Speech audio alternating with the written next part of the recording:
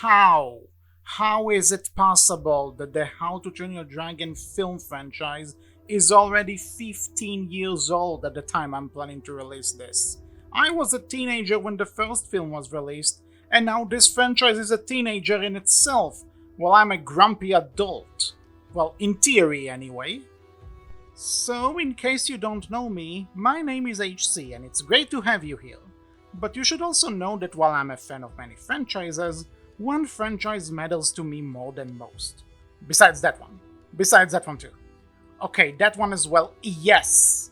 How to Train Your Dragon is without question one of my favorite franchises and one that holds a very special place in my heart. And to think this started with me seeing the trailer for the original movie and thinking, wow, this looks bad. I'm actually not joking. When I first saw the trailer for the movie, I thought it looked terrible. I didn't read the books, I wasn't even aware those were a thing until after I saw the movie, so I had no idea what was presented to me. All I remember is that I thought it looked lame and wasn't going to pay it any attention. Then, all of a sudden, the film came out and I was surprised by the overwhelmingly good response it got from critics. How can this movie be this good? Well, one viewing later and I learned that everything is worth a shot, despite some preconceived notions. Which is quite ironic, considering the movie is essentially about that very thing. The rest, as they say, is history. There were of course the 2 sequels, a television show, short films, a live show, comic books, video games, and spin-offs.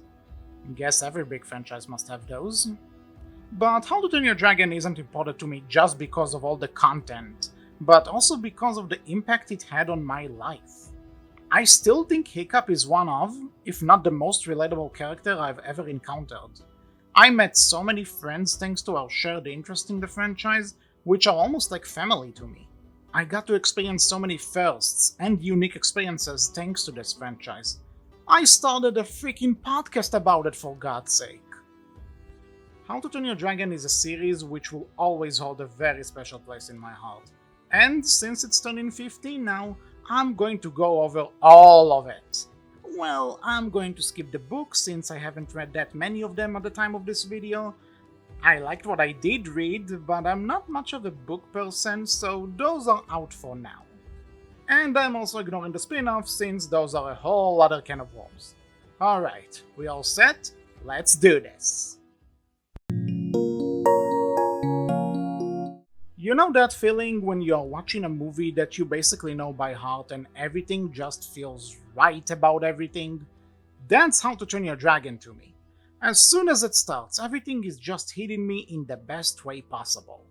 The music, the scenery, the narration, it almost feels like I'm coming home, even if I'm not watching it at home. Despite the intro picking up the pace once the dragons attack, things just feel right when I'm watching this movie. Speaking of that, the movie spends no time just throwing us into it all. Hiccup's narration over the coming nights is segued into the dragon attack as smoothly as dragon saliva. Okay, that sounded wrong, but you get what I mean. In a few quick moments we get the way of life around this island, what's everyone's deal is, all of the character connections, and that Hiccup is the black sheep of this tribe. Not literally, of course, considering there are black sheeps in this franchise. This kid doesn't seem to get any wins in this village. He's scrawny compared to everyone else, no one really wants him around, it doesn't sound like he's taking anything seriously because of his dry humor. As Gobble says, all of him is problematic to this island and the tribe, which just drives him more and more to prove himself to this village and his dad, who's of course the chief. We actually meet Hiccup on the night of both his greatest victory and most harmful loss. On the one hand, he brought down a Night Fury, the one dragon which no one, at least on Berg, has ever faced and survived. He brought that dragon down with his very own invention to boot. But then again, the destruction he caused and tons of food stolen by the dragons aren't things one could just look over. And that's where things become very interesting in terms of presenting Hiccup as a character. Now, we've seen characters like Hiccup before. The dorky loser who no one really likes, gets bullied, and is even seen as a disappointment by his single parent. Hiccup's main difference, however, is that his shortcomings aren't just basic human faults. He's literally causing damage to the livelihood of Berg. Houses are ruined, food is stolen.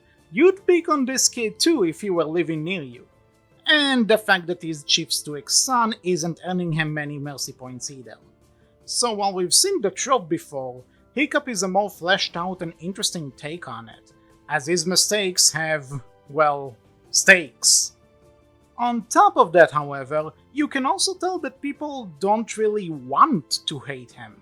Stuik is frustrated by the fact he could never get Hiccup to be what he wanted.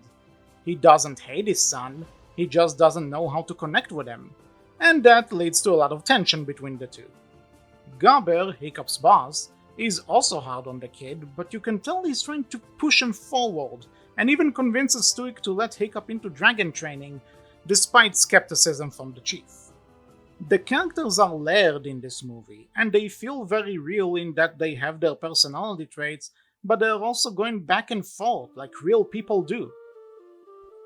And speaking of that, despite Hiccup wanting to prove himself to everyone and getting his chance to do it, he spares the dragon. While he knows that his life will get a lot better if he kills this creature, the kid finds out that he can't do it and he lets the dragon go. And in return, the dragon spares him too. I couldn't think of a more perfect introduction scene for these two future besties. Both of them are expected to kill each other, and yet when the moment of truth comes, they let the other go. Minimal dialogue, terrific animation, the music is top notch of course. It's just perfect. Hiccup's situation isn't all that perfect, however, as only now when he realized that he can't kill dragons, his father relents and lets him into dragon training while he's away to find the dragon's nest. The first day of dragon training is where we're introduced to Hiccup's peers, who are to some extent the lesser part of this franchise.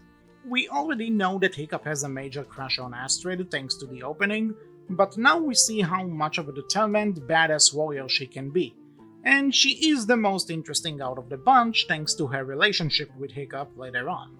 Everyone else? Fishlegs is your stereotypical nerd geek character with a heart of gold. His knowledge on dragons is second to none, and he always knows the answer. I do like that while he doesn't seem too excited about Hiccup being in the class, he's the only one in the movie who doesn't necessarily bully him. Snotlout is the most stereotypical bully who thinks he's the shit, but in actuality he's kind of a wimp. He's entertaining enough, I guess. The twins, Roughnut and Toughnut, serve as to some extent the comic relief, and they serve that part well enough. There's just nothing special to say about them yet. The first class goes about as well as one would expect, and Hiccup is nearly killed if not for Gobber. When Gobber exclaims that a dragon will always go for the kill, Hiccup starts wondering why didn't the Night Fury do it. Upon inspecting, Hiccup learns that the dragon is stuck in a clearing in the forest and attempts to study him, trying to figure this dragon out. Between training, Hiccup decides to try and bond with the Night Fury, and names him Toothless due to his retractable teeth. And yes, you know what's coming, Toothless is amazing. He's adorable, cool, sassy, and is probably the best animal character ever created in film. It doesn't matter if you're a cat person or a dog person, Toothless got something for you, as he's basically the best of both worlds. Hiccup's bonding with him feels natural and not at all rushed, and the scenes involving the two of them bonding are the heart and soul of this franchise. No ifs or buts about it. I love these two, and that's probably not the last time I'm going to say that in this retrospective, letting you know. Realizing Toothless is in danger due to his damaged fin, Hiccup builds him a prosthetic, which allows Toothless to fly again as long as Hiccup is operating the tail. The following montage is, again, awesome. Not only does it show Hiccup and Toothless learning to trust each other, but also how Hiccup's bonding with Toothless helps him in dragon training, and learning how dragons walk. Hiccup is even getting positive attention due to this, which pisses Astrid off, and I actually get why. Astrid trained for years to be a warrior worthy of Berg, and suddenly this loser outshines her? You'd be pretty miffed too if that happened to you. This leads us to Test Flight, probably one of my favorite scenes in cinema history. Everything about this scene is perfect. Animation, score, the way everything builds up to a satisfying conclusion. It's a perfect scene, which then leads to a nice moment where Hiccup realizes everything he's been taught about dragons is wrong. Which puts him in a concerning position once his dad comes back and has been informed about Hiccup's success in the arena. I love how even with Stuick now thinking that Hiccup is like him, they still don't know how to talk to each other. I feel that scene every time, it's so relatable.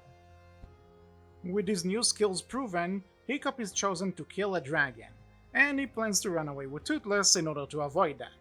However, Astrid isn't going to let him off the hook considering his sudden improvement, and she ends up seeing Toothless, leading to Hiccup kidnapping her. I mean, I guess there are worse ways to talk to your crush. Speaking of, this romantic flight scene is beautiful and all, but also presents the only real problem I have with the movie. Hickstred. Now, before my friend Audrey kills me, hear me out.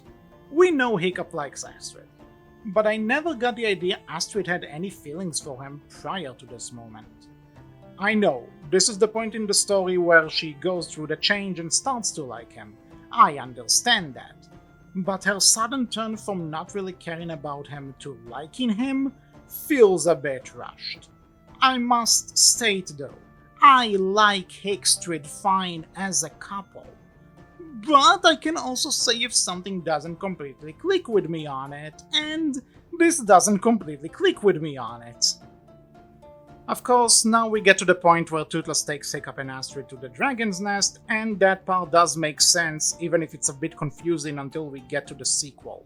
But essentially, the dragons steal the Vikings' food in order to feed their giant dragon queen called the Red Death, giving us the obstacle Hiccup would have to face by the end of the movie. Astrid is excited to tell everyone on Berk about this discovery, but Hiccup objects in order to protect Toothless, which is a very awesome moment for him, and does show Astrid's growing respect for him as he stands his ground, and she respects that. Also, she gives him a little kiss, that's nice. Hiccup's final test goes both as well as one would guess, and worse than expected. Hiccup attempts to get his point across that dragons are not evil and they don't have to fight them, but Stuick's temper causes the dragon to go berserk and puts Hiccup in danger. Toothless feels that Hiccup is in danger, and he manages to escape the cove to save Hiccup. Such an awesome moment, even though it ends in heartbreak and Toothless gets captured. This scene is painful.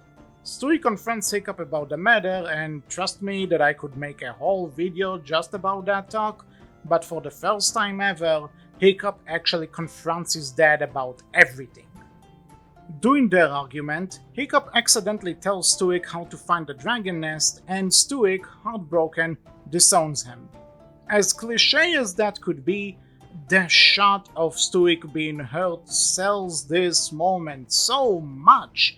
You can tell that doing that hurts Stuick, how he's shocked with himself and even takes a step back, but he keeps going because that's for the greater good of the village. Such a great moment. Little dialogue, just animation of his face tells you everything you need to know. Love this part. Stuick loads the captured Toothless onto the ship and gets all of Berk to follow him towards the dragon's nest. Hiccup is at his lowest, and Astrid tries to comfort him and reminds him that he may have gotten himself into this mess, but he can also get himself out the same way. Also, I looked at him and I saw myself, just the feels people. Feels! This movie is all about feels. Hiccup enlists the help of his peers and teaches them how to ride dragons in order to help their parents, who arrived at the dragon's nest and are facing the Red Death. Also, Hiccup and Toothless are amazing and all, but the bromance between Stuick and Gobber while they fight the Red Death is underappreciated and should be mentioned in this video, so I'm mentioning it now. The kids arrive at the scene and attempt to find the giant dragon queen, to the shock of everyone, but Hiccup can't save Toothless. Stuick, realizing his mistakes, frees Toothless, apologizes to Hiccup, and allows him to take on the Red Death in an awesome climax. I am a bit conflicted on Hiccup just willing to kill the Red Death when the message of this movie is that violence isn't the answer, but I guess sometimes you have to go against your own morals. I mean, it happens. He does suffer from this decision as Toothless's tail breaks and he almost dies. By the by, this shot here of Toothless trying to save Hiccup from the fire, this frame should be the definition of what peak cinema is. Fight me. Stuik looks for Hiccup but only finds Toothless, with no sign of his son. Upon discovering that Toothless has saved Hiccup, Stuik breaks down in tears, and so do I. No fail. I cry every time I get to this part. And when Hiccup loses his leg, well, I don't really cry at that, but the theater reaction when that happened, and everyone gasped in shock, that's an experience that will stay with me forever. Also, in how many movies does the main character win, but has to pay such a big price? Not only is it a legit shocking and surprising moment, but one that makes sense and does connect Hiccup and Toothless together even more. Hiccup discovers that while he was out, the village accepted dragons thanks to his efforts, he gets a new tail for Toothless and the girl, and the movie ends on the best note possible. Everything's tied up nicely and you're leaving the movie with a very good and satisfying feeling. This movie is amazing. If me gushing all over it isn't clear, I absolutely love it to pieces, and I can watch it any day and have an absolute blast. I am so glad I didn't listen to myself and checked it out anyway, because this right here, this is a masterpiece. No question about it. But as you already know, this isn't where the adventure ends for Hiccup and Toothless. In fact, this is just the beginning.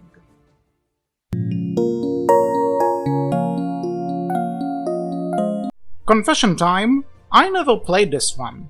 I knew there was a How to Train Your Dragon game and I would see it in stores every so often, but I was a teenager with a lot of other games to play, a lot of homework, and 0 jobs, so not a lot of money. Therefore, I didn't take the risk with it. Why is it here then, if I never actually played it? Well, for one, it is a retrospective of the whole franchise, so skipping it doesn't seem right. And 2, I did try to give it a shot just for this retrospective and, sad to say, it's really boring. I don't think I need to tell you that most movie-based games, especially ones aimed at kids, aren't all that great. Development time is unreasonable and the end product is pretty lame and ends before you even know it.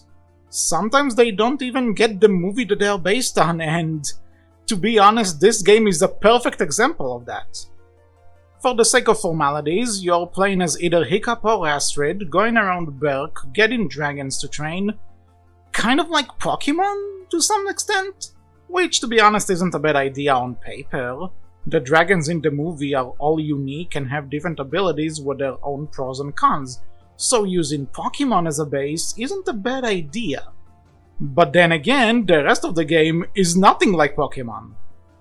The actual battles are more like Street Fighter or Mortal Kombat for very young kids, and wow, is it boring. Just press buttons and I promise you that you're going to win, no effort is required. It's such a boring game and I could only keep playing it for so long. If you enjoy it, then go you, but this is definitely a cash grab of the highest degree. Only play this if you're an idiot like me who needed to try it for a bit in order to say that I did it. Also, I have to mention that like a year after this game, there was a DreamWorks racing game where Hiccup and Toothless are playable racers and they race against other DreamWorks characters. In carts. Yes, Toothless, that dragon, is in a cart. And it looks hilariously horrifying to the point I just couldn't ignore it. Anyway, moving on. I decided to group these 3 shorts together because in a way they're like a mini trilogy of short films which came out between the first movie and the show, so it seemed appropriate. Also, Gift of the Night Fury is really the only one I have anything to really say about, so might as well group all three of them into one section. Legend of the Bone-Upper Dragon is a weird one. It's not bad by any means, but the focus of it isn't really ideal, I guess. Being packaged with the first movie in some releases, Legend of the Bone-Upper Dragon doesn't focus on Hiccup and Toothless, but on Gobble. Hell, Toothless only shows up as a cameo in the start, which is really weird for an extra adventure, but oh well. Actually, looking back at it, I am pretty sure they used Toothless's future show model rather than his movie model. Is it just me? Anyway, the war between the Vikings of Berk and the dragons has ended, but it doesn't mean that Gobber isn't hunted by a big dragon known as the Bone-Upper, which most seem to think is made up. Feeling bad for Gobber, Hiccup convinces the other young Vikings to go on a journey with him to find the Bone-Upper. While not the ideal short idea I'd have for an extra adventure, it gets the job done. I will also give praise to the 2D animated flashback scenes, which are a nice little addition, and the Bone-Upper is actually a pretty cool dragon. There are some funny moments here and there as well, alongside one of the best out-of-context lines in How to Train Your Dragon history. And overall, we get an alright small addition to the series. Nothing amazing, the ending does feel a bit rushed in my opinion, and it's not the ideal base for a short as I said earlier, but it's enjoyable enough for what it is. Time isn't wasted by giving it a shot. Book of Dragons and Gift of the Night Fury both came out on the exact same day. Hell, in my case, they are both on the same DVD as well. Book of Dragons is another one that's just there, I guess? Nothing terrible, but with all the reused animation in this short and the lack of any real substance, I guess, it feels more like a glorified Wikipedia article about the different types of dragons we are going to encounter in the show, which was probably in production at the time. Okay, I'll be more elaborate. The short is essentially about us, the viewers, barging into the Great Hall because we want to be dragon trainers. Ironically, this is the most realistic thing in this entire franchise. Hiccup, Astrid, Fishlegs, and Gobber then take us through the different dragon classes, while detailing the misadventures of Bork, Gobber's ancestor who basically wrote the original Book of Dragons in the movie. Seeing Bork dealing with the dragons is entertaining, and there is benefit to learning more about dragons we haven't seen in action yet, but like I said, it's a glorified Wikipedia article. But as glorified explanations go in order to build up the world go, this one isn't that bad. It's definitely aimed at a young audience with the way the characters address the viewer as an up-and-coming dragon trainer, but it's fine, there's nothing wrong with it, it's kind of a cute idea actually. Getting to know more about the dragons is also nice, since they are designed interestingly, and like I mentioned, it's cool to learn about dragons, which at the time we didn't get to see. Like I mentioned, it's not terrible, it's kind of a cute idea, but it's just there. Now for Gift of the Night Fury. I don't think anyone would argue with me that this is the best of the shorts. For one, the focus is back on Hiccup and Toothless, and it actually feels like a new adventure which develops the characters. I'm not saying any short film has to have those, but in comparison, it's night and day. Gift of the Night Fury is essentially the How to Train Your Dragon Christmas special. While the Vikings in-universe are celebrating a made-up holiday known as Snuggletug, the Christmas inspiration is strong and not at all subtle. It takes place during the snow, and yes, I am aware that it snows 9 months of the year and hails the other 3 on Berk, but when have we ever seen snow up until now? The trees and gifts are obviously a reference to Christmas, you're celebrating it with your loved ones, it's Christmas. But it's also nice that they are not calling it Christmas, just a little touch that does add up to the world building. I do wonder if the writers knew that Vikings celebrated Yule instead of Christmas, but it's a made-up fantasy world, so you know what, I don't care. While Berk is getting ready to celebrate the holiday with their dragons for the first time ever, The dragons just suddenly leave without any explanation. The only reason Toothless doesn't leave is because he can't fly without Hiccup, prompting the young Viking to make him a new tail which would allow him to fly on his own. Now concerned, Hiccup discovers that Fishlegs trapped his own dragon, Meatlug, on Berk. Once discovered, Meatlug drags Hiccup on an adventure to an island where the dragons seem to celebrate their own kind of holiday. Turns out that Snuggletug is also the time of year in which dragons lay their eggs and have their babies, which are all super adorable by the way. Hiccup gets to experience this for himself, but his friends find out in a surprising and unpleasant way. With the holidays seeming like a disaster, Hiccup surprises everyone by bringing home the dragons and their babies, which makes everyone happy. Toothless, however, is still missing, until he comes back with perfect timing to reveal he was searching for Hiccup's helmet, which he lost earlier in the short. The next morning, Hiccup wakes up to Toothless asking him to attach the old tail fin because he doesn't want to fly without his rider. Absolutely adorable and touching. This short film is so good. It's wholesome, funny, looks great, and has some of the best Hiccup and Toothless scenes in the whole franchise. I love this short and it's on my holiday watching list every year. Gift of the Night Furies showed that How to Train Your Dragon isn't a one-trick pony, and that more great adventures can come from the small screen.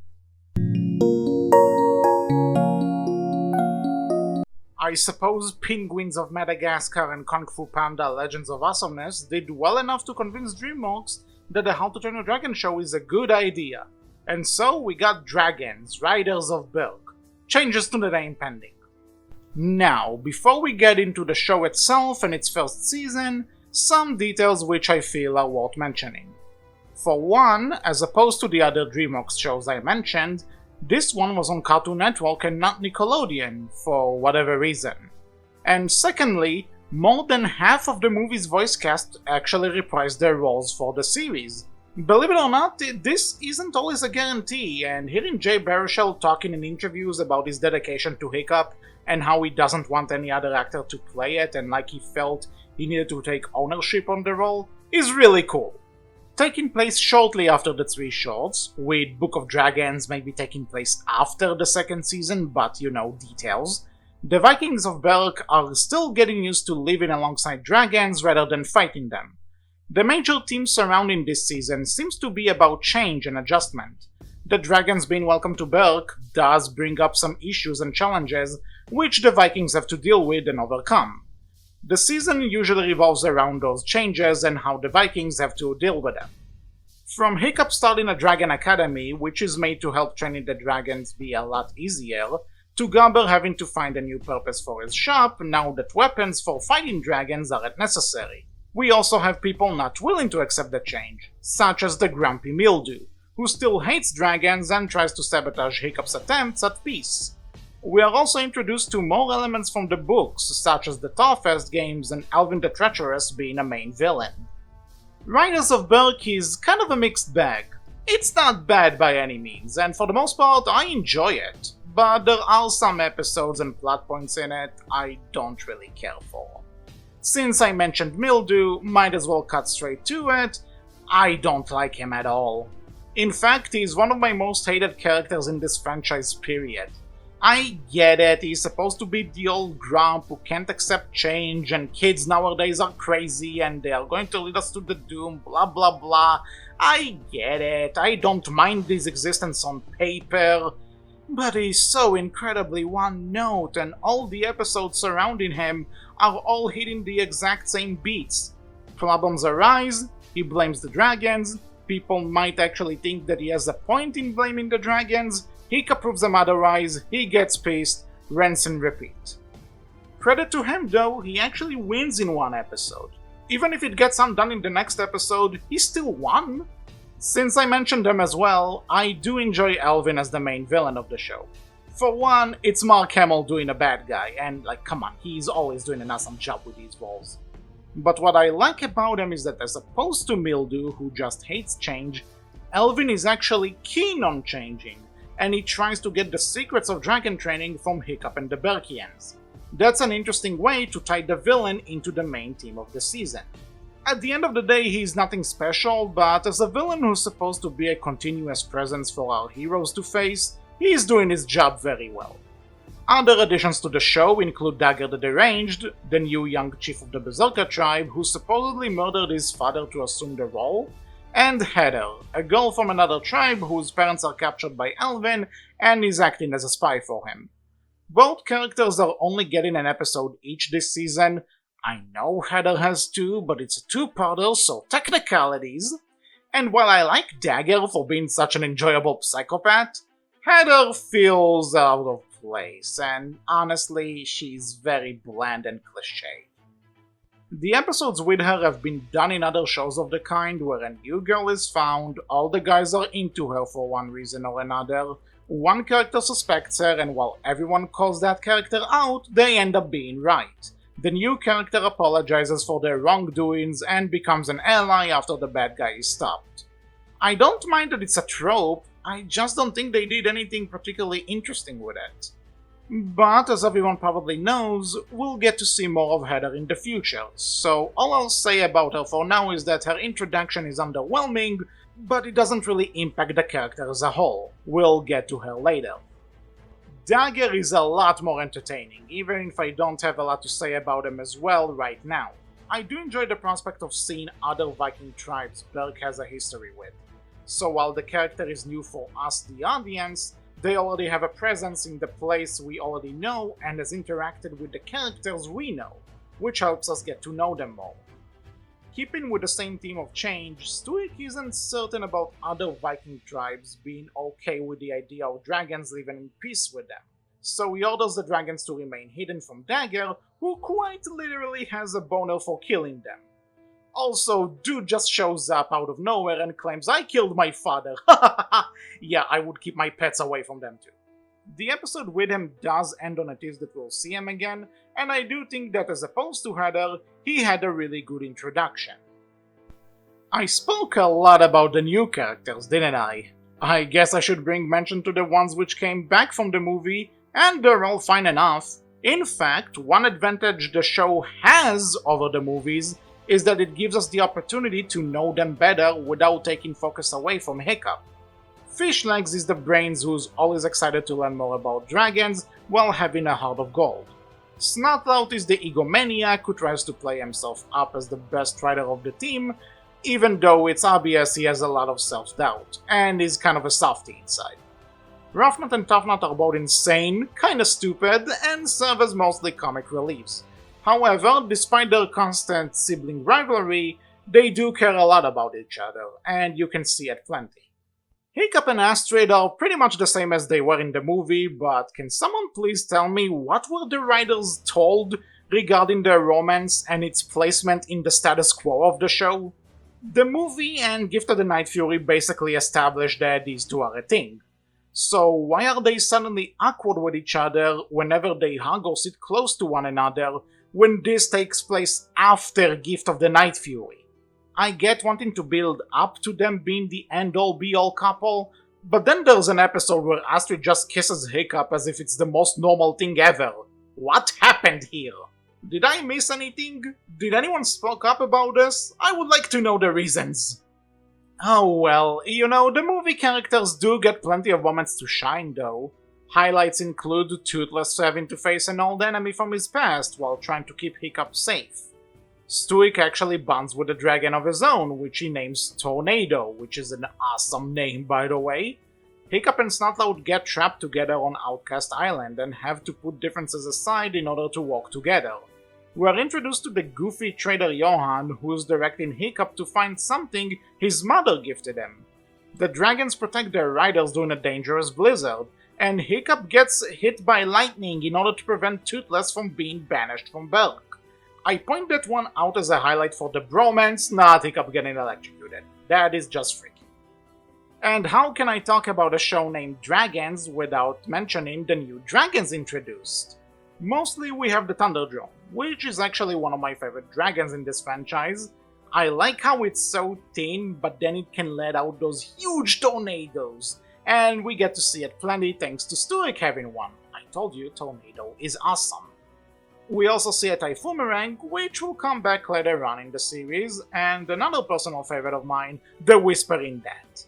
This is one of the coolest designs ever, and the animation of its tail is so sick.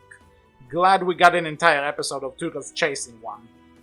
Overall, Riders of Berk is an okay start for the small screen adventures on Berk.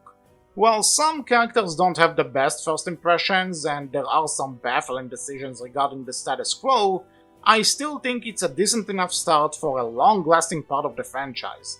Not the best of starts, but a decent one nonetheless. However, before we continue to the next season, let's talk about some comic books.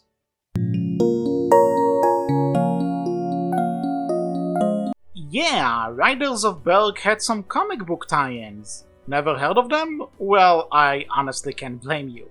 They are pretty obscure, and honestly, having read them myself, I doubt if some of them are even canon. Not to say that they contradict anything which was established previously, but they are pretty insignificant at the end of the day. There's nothing wrong with it, as you could also make the argument that the TV show and the shorts aren't really significant to the trilogy. But while the shorts and the TV show have some values, like giving other characters more chances to shine, or develop the world a bit more, the Riders of Berk comics don't really do that. They all feel like filler stories which could take place whenever, and they're not all that interesting if I'm honest with you. Hiccup barely interacts with Toothless in those comics for starters, which is a big no-no when it comes to How to Train Your Dragon. Some of the plotlines are even copies of episodes from the show, but change some characters around. Remember that episode with Heather? Yeah, they do the same thing, but with a dude, and now Astrid is somewhat affectionate towards him. There's a hint that she might have a crush on him, and then he turns out to be a douche and he doesn't get redeemed. So, yeah, that contributed a lot, didn't it? The one cool thing I could think of is that at some point they discuss Ragnarok, which is an interesting concept considering the franchise does borrow and reference the Norse mythology a lot. But, as I mentioned, it doesn't go anywhere in the end. It's just there. We have a How to Train Your Dragon Ragnarok story now. Doesn't impact anything? No. Why is it even called Ragnarok if the world doesn't really end, you know? The artwork is nice though, I can say that. The designs of the characters and dragons translate well to 2D artwork, and I at least had fun flipping through the drawings. I would say that overall, these were indeed 8 issues of a comic book I just read through. They're harmless, but they're also not really all that exciting. Like I said, if you're a big How to Train Your Dragon nut such as myself, and you feel like you really want to read those just for the sake of saying that you got through everything, your time won't necessarily be wasted, but it could also be better spent. Also, I am totally aware that the last 2 issues are using the Defenders of Berk title instead of Riders of Berk, but it didn't make sense to me to dedicate a whole other segment of the video for just 2 issues of a comic book, which otherwise is the same, so I figured it doesn't really matter much in the end, I'll just put them here. Speaking of Defenders,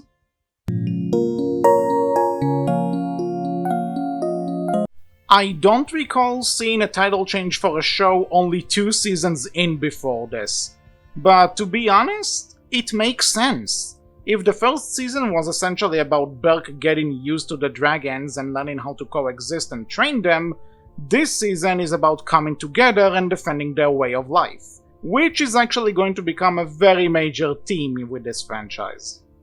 Defenders of Berk is a big improvement on Riders in my opinion. For one, we're using the events of Riders in order to set up the events in this season, in a natural and very interesting way.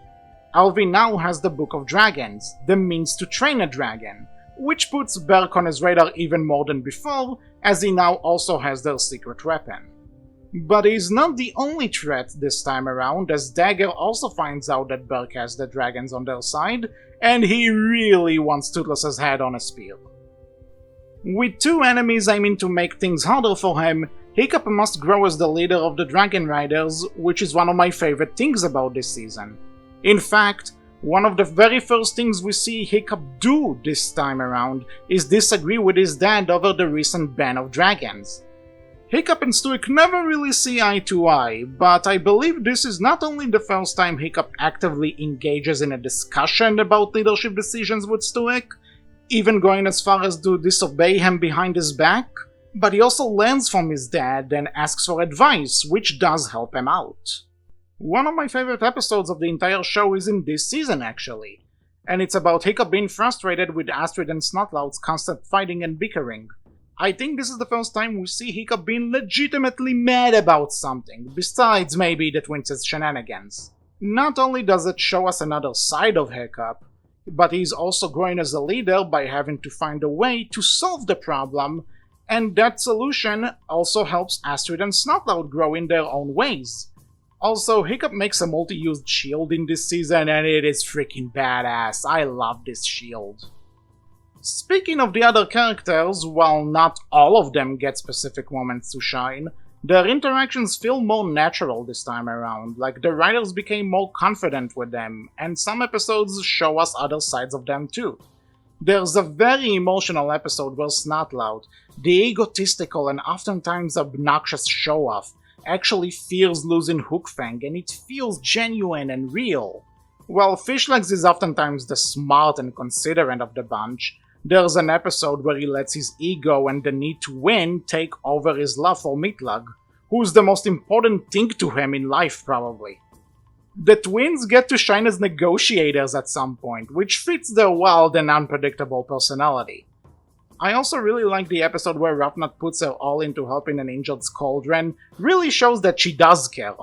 Astrid having somewhat of a childhood fear of a specific dragon and wishing to confront it is also a good episode for her, showing that her bravery never came easily and despite her stubbornness she's also willing to let go. Props also go for the episode in which Stuik realizes he has to let Tornado go. Feeling not only an emotional episode, but in retrospect, it's another lesson for Hiccup in the future. As for our villains, Elvin isn't as big of a threat as he was in the first season. He's a presence, make no mistake, but it feels like he's overshadowed by Dagger this time around. Gotta admit though, I didn't expect him to have been a past ally to Stuik. That was an interesting, if a bit out of nowhere touch. What Elvin doesn't do, however, Dagger sure as hell does. This guy is a pure maniac, and I love him. He's over the top and funny, but also serves as a legit danger for the writers. If anything, I'm kinda glad he took over as the bigger villain this time around, and I enjoy how he mirrors Hiccup as a new chief and a chief-to-be. One is compassionate and the other is insane. I really dig these similarities. Also, Mildew is kind of forgotten about this season, like he shows up, but he's not that big of a deal, and considering I didn't really like him to begin with, I don't mind this. To be honest, I was kinda ready to ignore Mildew when I got to Defenders, but then I realized, you know what, he is in here, I said that I really don't like him, so might as well just say, he's around, he's not as bad, but that's probably because he barely shows up, so there you go. For the new dragons this season, we have the Screaming Death. What's better than a Whispering Death? A bigger, scarier version of it, which can drive dragons insane with its scream.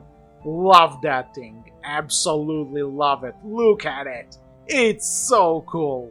Also introduced is the Skrill, Dagger's dragon obsession, and one which became quite popular in the fandom.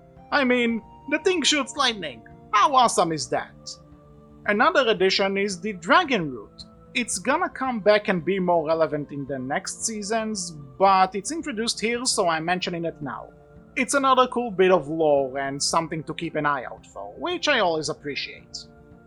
Overall, Defenders of Berk was definitely an improvement over the previous season. The show really picked up its pace and made sure that the hype for the second movie was only getting bigger and bigger. Not to mention that it also ended 2 months before the movie came out, so that helped. I still really like this season and it's always fun going back and revisiting it. But with Dagger being imprisoned on Outcast Island, the Outcasts now being allies to Berg, the Screaming Death being okay with the Riders after they reunited it with its mother, things on Berg seem to be quite calm. With this easiness going on, let's take a break from the TV show for a little bit, as our next stop takes us back to the big screen.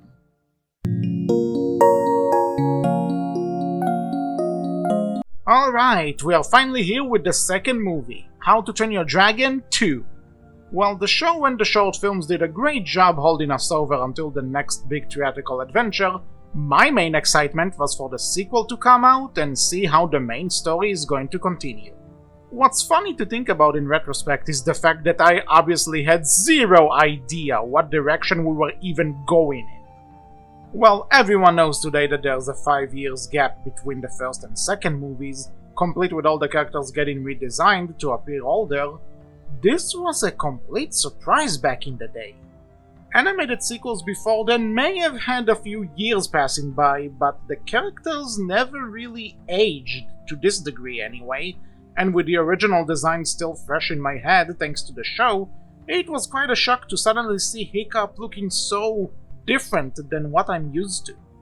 Not to say that I dislike these new designs, on the contrary, I love them. They look like the characters we know and love, but aged up, which is what they were going for. I was just surprised by the idea since who would have thought of that? Like I said, animated movies barely do that, so it was a surprise. The hype only grew as trailers started popping up, showing the improved animation, Hiccup's new gadgets, the bigger scale of the story, and Hiccup's mom. Okay, we'll get to her in a bit. My point is that even before it came out, How to Train Your Dragon 2 blew me away with how much I wasn't ready for what it had in store for us. And having seen it on the day it came out, it still blew me away. I would even say right now, before delving into it, that I consider How to Train Your Dragon 2 my favorite in the franchise. But can I still say it after 10 plus years of experience in it and processing every frame of it? Well, let's take a deeper look. We open in Berg 5 years after the first movie, when dragons are now part of the functioning society.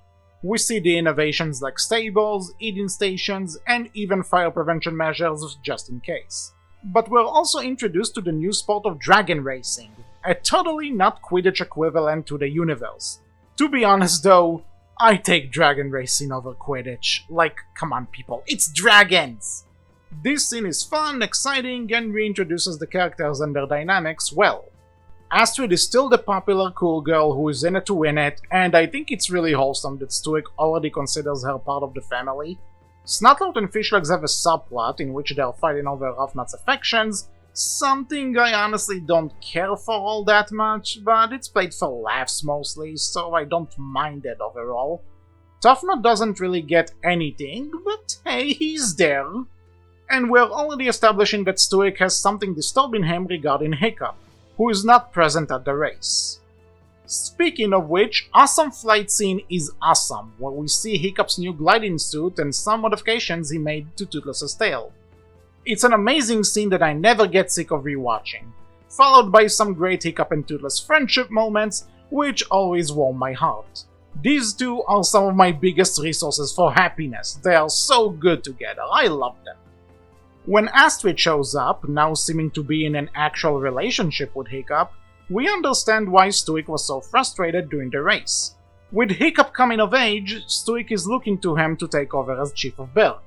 Astrid is excited for her boyfriend, but Hiccup isn't all that enthusiastic about the idea, as he's not feeling like he's ready to take over such a big role, explaining why he ran away before the dragon races.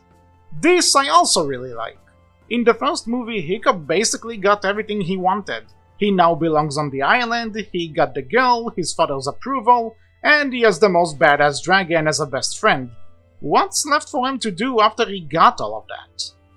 It's always been somewhat obvious to both the audience and the characters in-universe that Hiccup would take over as chief, considering he's Stuik's son.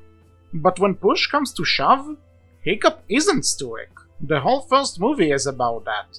So I love how we are taking something that seems super obvious on the surface and showing that maybe the person isn't super sure about the situation he was born into without a choice.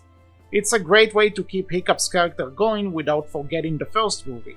He's not his father, but it seems like everyone now expects him to be because he's the chief's son and there's nothing he can do about it. The two don't have much time to ponder Hiccup's future, however, as they notice smoke not too far away from where they are, and they decide to investigate. After coming across a fortress destroyed by ice, they are attacked by Eret, son of Eret, and his group of dragon trappers.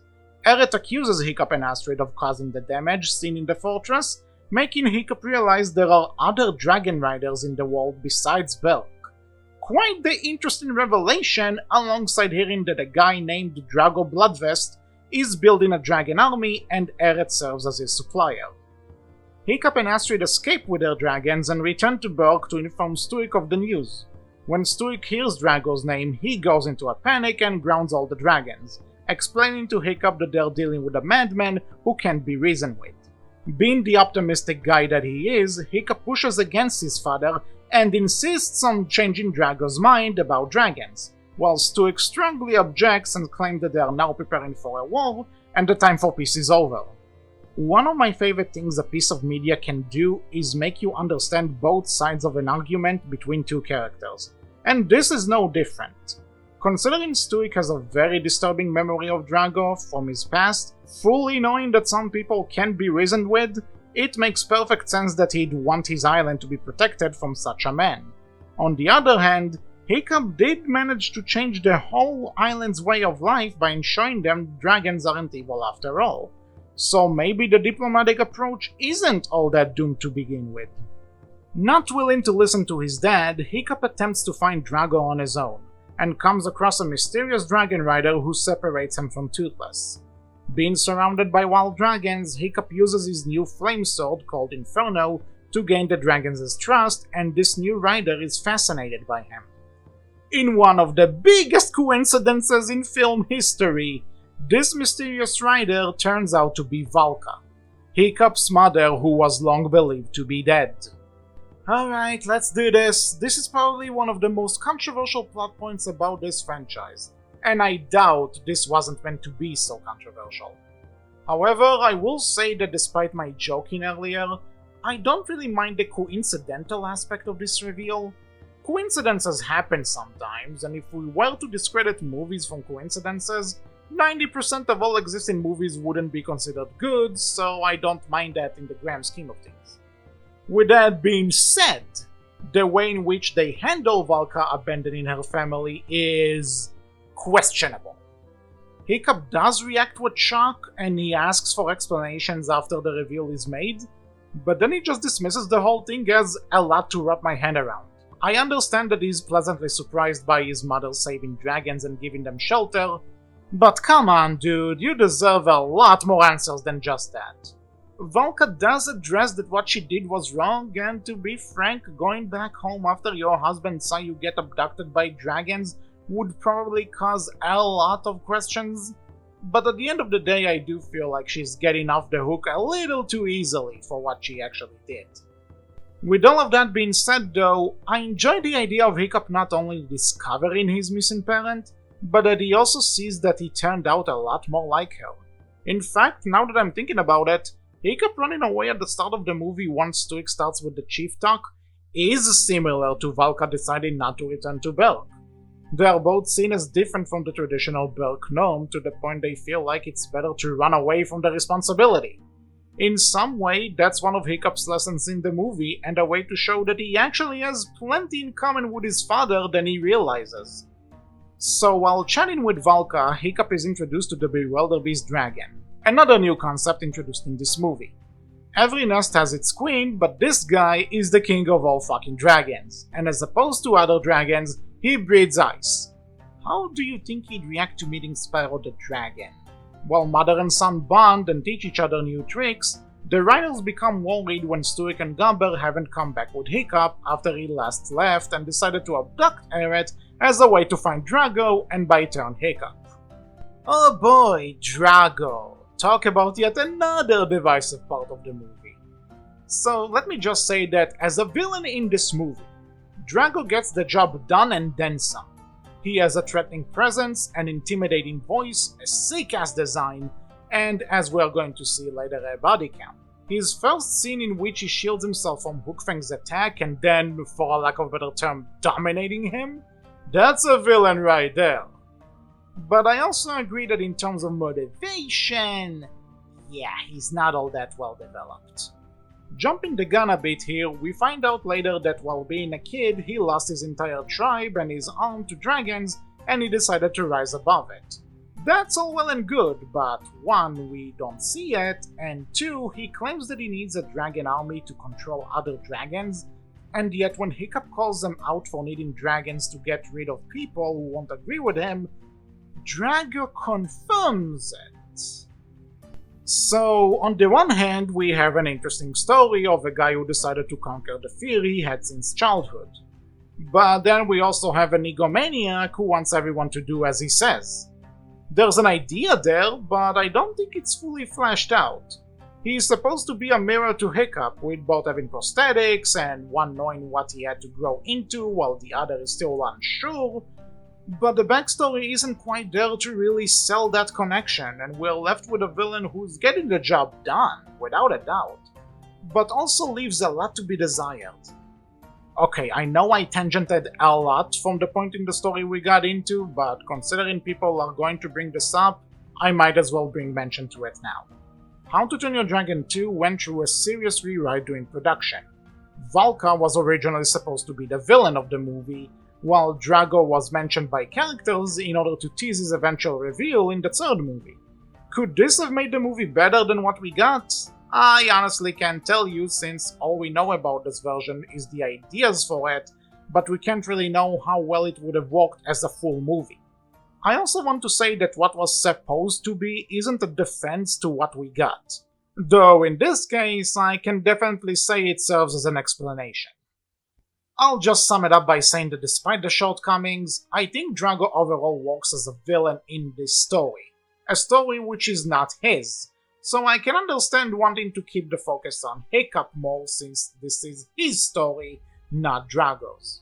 Anyway, realizing Drago doesn't have Hiccup, Astrid begins boasting about how Hiccup is gonna kick Drago's ass, which honestly causes a lot of the problems from this point on. Astrid is cool in standing up to this guy, especially after what he did to Hookfang, but yeah, in the long run, she really fucked it up. I do love the moment when Stormfly defends Eret and he ends up helping the riders thanks to that. A really nice and quick way to show Eret's transformation. While that's going on, Stuik and Gabber catch up to Hiccup and Toothless, and as they're about to leave, Stuik encounters Valka. While I still think Valka gets off the hook a bit too easily in this movie, I love Stuik's reaction to seeing her again, and it's a beautiful scene. Also, Gabber is canonically gay, woo! They sing a song which some find cheesy, but I think this bit of cheesy is earned considering what comes next. And what comes next is a big bombastic fight scene which looks amazing, is extremely cool, and it's revealed that Drago has a Bewilderbeast of his own, which challenges Valka's for the title of king. Drago's Bewilderbeast wins and becomes the new Alpha Dragon, and that's when Hiccup tries to talk sense into Drago. One backstory talk later, and Drago refuses to hear Hiccup out. Despite showing Drago as a bit more shallow than I would have liked, this does serve Hiccup's development by showing him that indeed, not everyone could change or care for diplomacy. Drago then orders the Alpha to take control of Toothless, and this next beat breaks my heart every fucking time.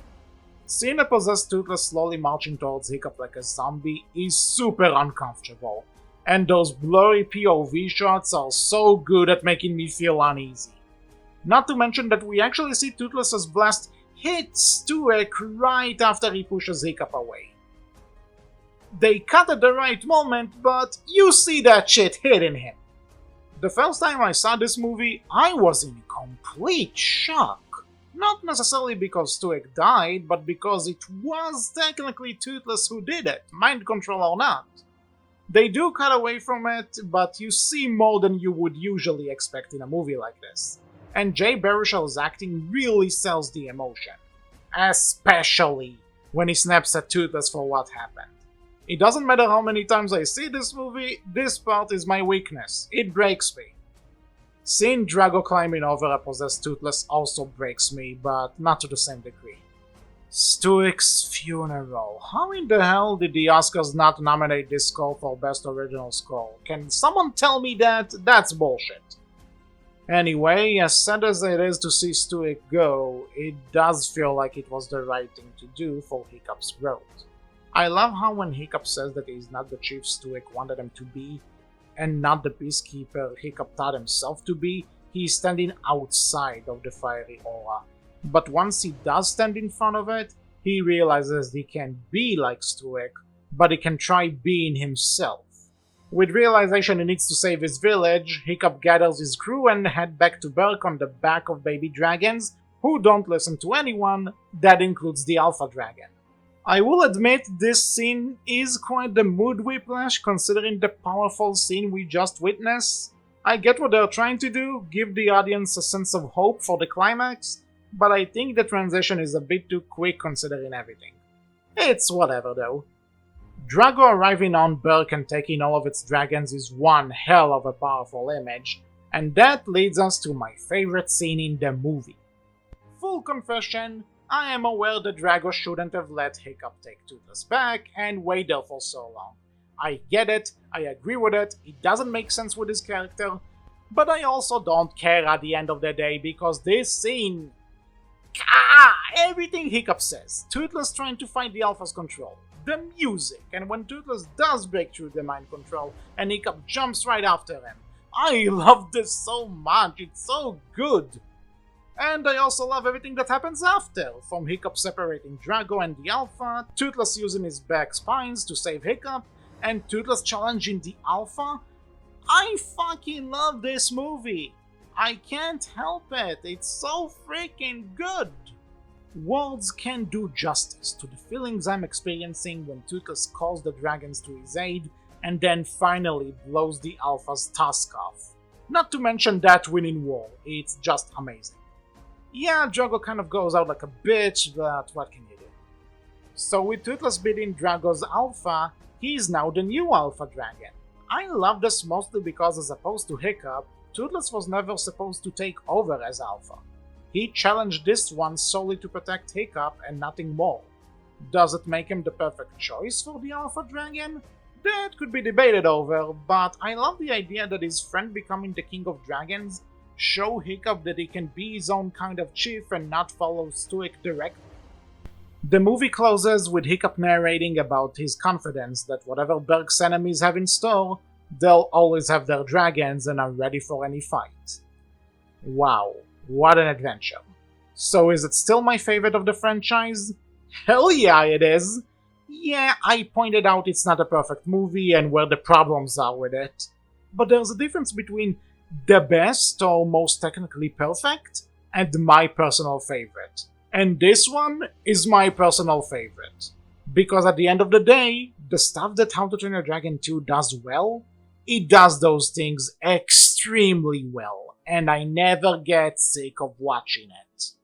It continues from its predecessor wonderfully, the characters are just as great and continue their journey in a natural way, I love the world building that we're getting, it keeps surprising me from beginning to finish, and I never get tired of revisiting it, and going through the same emotions over and over again. I love this movie, some flaws and what could have been aside, and I have no problems admitting it to the world. Talking about it is always a great time, and I am so happy to share my love of this movie with whoever is watching this. So, I quite like How to Train Your Dragon 2 now, don't I? What's next?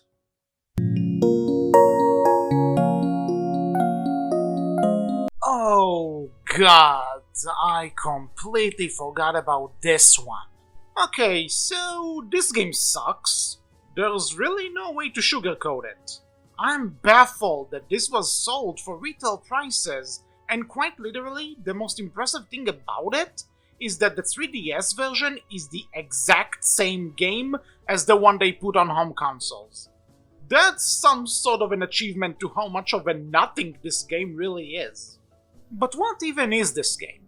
Well, it's mostly a racing game with some shooting galleries. Yeah, that's about it. You do get to fly around Berk as a hub world, which is really cool and the controls feel really good actually. Until you get to the races and they become a hot mess. Everything is so loose, the turns are too wide, and the rings they want you to fly through are not placed in a way which is designed around the control scheme. The controls are great when you can just fly and do whatever you want, but once you have to be accurate with them, that's not going to happen. Also, for a racing game, you would assume there would be other environments and courses to race through, like Valka's Nest or Drago's Fortress or any other location from the movie. But no, there are no other racetracks, just Berk. How did anyone think this was a good idea? What was the budget for this thing? Was there any sort of quality control? And who was in charge of the audio? I played games with a bunch of heavy metal playing in the background, explosions happening left and right, guns being fired, and yet this is the game which managed to give me a headache because the characters don't shut up, overlap each other, and I'm sure the audio mixing doesn't help with that. I don't know the answers to any of these questions, obviously, and at the end of the day, I don't really care. It's a cheap movie tie-in game, and no one should really care about it, because clearly the developers didn't. Best thing I can say about it is that they didn't even program characters falling into the water, so seeing Hiccup pretending to be a breakdancing Jesus is really funny. Anyway, done with this piece of shit, moving on.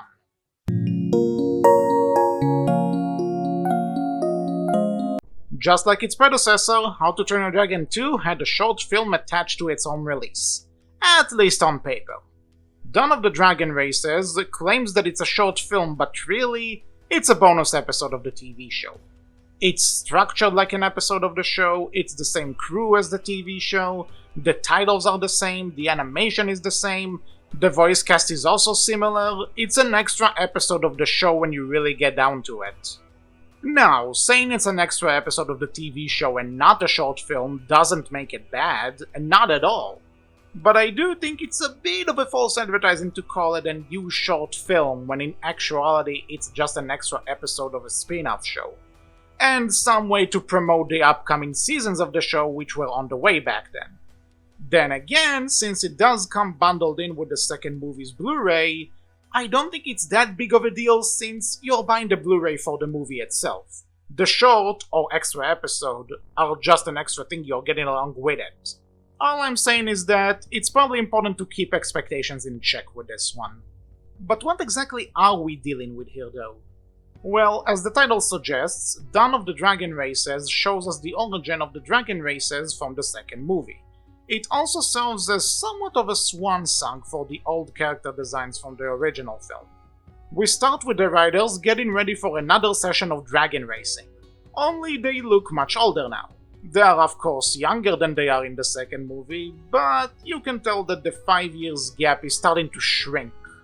I'll talk more about these designs when we talk about Race to the Edge proper, but this short is technically the first time we see these models for these characters. And I think it's worth mentioning. Anyway, the gang starts reminiscing over who actually invented the dragon racing sport, leading us to the flashback which makes up most of this short film's plot. At some point after defeating Dagger at the end of Defenders, Berk is getting ready for a boat race called the Regatta, which doesn't really seem to excite anyone besides Fishlegs. Preparations for the Regatta can't start however, as all of Silent Sven's sheep are running around Berk, and Hiccup has to oversee the riders getting them back. Not only that, but Hiccup's responsibility over the situation only grows when Stuik has to leave Berk for a bit and he puts him in charge as acting chief. Hiccup tries to keep the riders in check and make the regatta happen, but things of course dissolve when the entirety of Berk seems to be more in favor of a dragon race to catch the sheep, rather than a slow boat race. When all of the sheep are cut besides the one black sheep, it's decided that it will serve as a tiebreaker by being worth 5 points. Snotout and the twins lose because they cheated by coloring a regular sheep black, and Hiccup and Fishlegs take the race. After reminiscing about it, the riders seem to agree that all of them contributed to creating the dragon races in some way before starting yet another race. This show is alright. It's nothing too exciting, and some of the rules for the dragon races, like the black sheep being 5 points and the race being in teams contradict how it is in the movie, but you could make the argument they updated the rules at some point, and not all short films have to be super exciting in order to be fun. As I said earlier, this feels like a teaser for the upcoming seasons of the show. A nice little goodbye to the old designs before moving on to more adventures with the older cast. It's not bad, it's nothing special, it gets the job done, and considering it comes with How to Train Your Dragon 2's Blu-ray, there's literally no harm in giving it a go and having a proper stage set for what's to come from the show. Although, even by the TV show standards, it's not the best the show has to offer fans and newcomers, but again, as far as the bridging story goes, it works well enough. Speaking of the show though,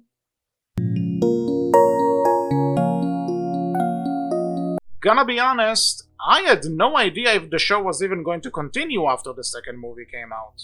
I mean, the thing it was bridging us to was already out, what more is there to do? Well, as it turns out, the characters were going to age up in the show as well. Introduced in Dawn of the Dragon Races, these designs for the characters are pretty good. They look older than the original designs, and match the second movie's designs a lot more, but you can tell they're not quite there in terms of age. They serve as a very nice balance between leading us towards the second movie's designs, but also feeling just a tiny bit younger. Side note, when I first saw Hiccup's new design for the show, I did a bit of a double take because I'm so used to seeing him with a green tunic that when he's suddenly wearing red, that looked a bit wrong, but I grew to like it. In fact, I like how the show has its own version of Hiccup now, showing it is an important part in his life. The same of course applies to the rest of the characters as well, who all look really good. The show also moved from Cartoon Network to Netflix, a change which brought a bigger budget and a different release schedule. Instead of waiting every week for a new episode, new seasons would debut all their episodes together every few months. Debates on what release format you prefer are a whole other story, but I think it was a change worth mentioning regarding the show itself and its history. While the show does time skip 3 years ahead from when we left Berk at the end of Defenders and Dawn of the Dragon Races, and Netflix would refer to these seasons as seasons 1 to 6 rather than seasons 3 to 8, make no mistake. This is the same show as Riders and Defenders of Berk, and not its own thing. You could start your binge with just Race to the Edge and follow along just fine, but this is still the same show. Same crew, voice actors, some characters and plot points carry over, you get the idea. I'm pointing this out because Season 1 feels more like getting back into the groove of the show and reintroducing that part of the franchise rather than telling its own story. At least, it's a reintroduction which also serves as a new status quo for the series, while still maintaining continuity. In fact, the very first scene of Race to the Edge is Dagger breaking out of Outcast Island and vowing revenge on Hiccup. Speaking of the Dragon Trainer, he's finding himself in a bit of a predicament as there seems to be no new dragons to discover. In the 3 years which have passed since the war with the Berserkers, all of his friends seem to have moved on from the Dragon Academy, and Hiccup is left without much of a purpose. Once again, Hiccup's willing to live in the moment and uncertainty of what the future holds makes him question what's left for him. It's similar to what he's going through in the second movie, but not at all a copy. It does set up that he is looking for a purpose in the world, but while in the second movie he's not sure his purpose is to be chief, in the show he's lacking a purpose entirely when we first see him. When word comes from Johann that Dagger is out there and is looking for Hiccup, the team reunites in order to find him in places far beyond from where they know. Upon arrival in a ship graveyard, Hiccup and Toothless find an ancient device which they later dubbed the Dragon Eye, which Dagger is of course also after. After multiple attempts to open it, Hiccup discovers the eye shows a whole map far beyond what the Berkians have known. With Dagger on the loose and the need to protect dragons, Hiccup and the Riders venture into these new territories and set up a new base of operation named Dragon's Edge. While this is a continuation of the previous seasons, Race to the Edge does start out with plenty set up to do its own thing.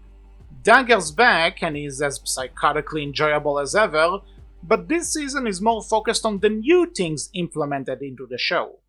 The riders are moving out of Berk into their own island, giving them more independence and allowing them to grow away from their parents. Kind of like moving into a college dorm if I have to compare it to something.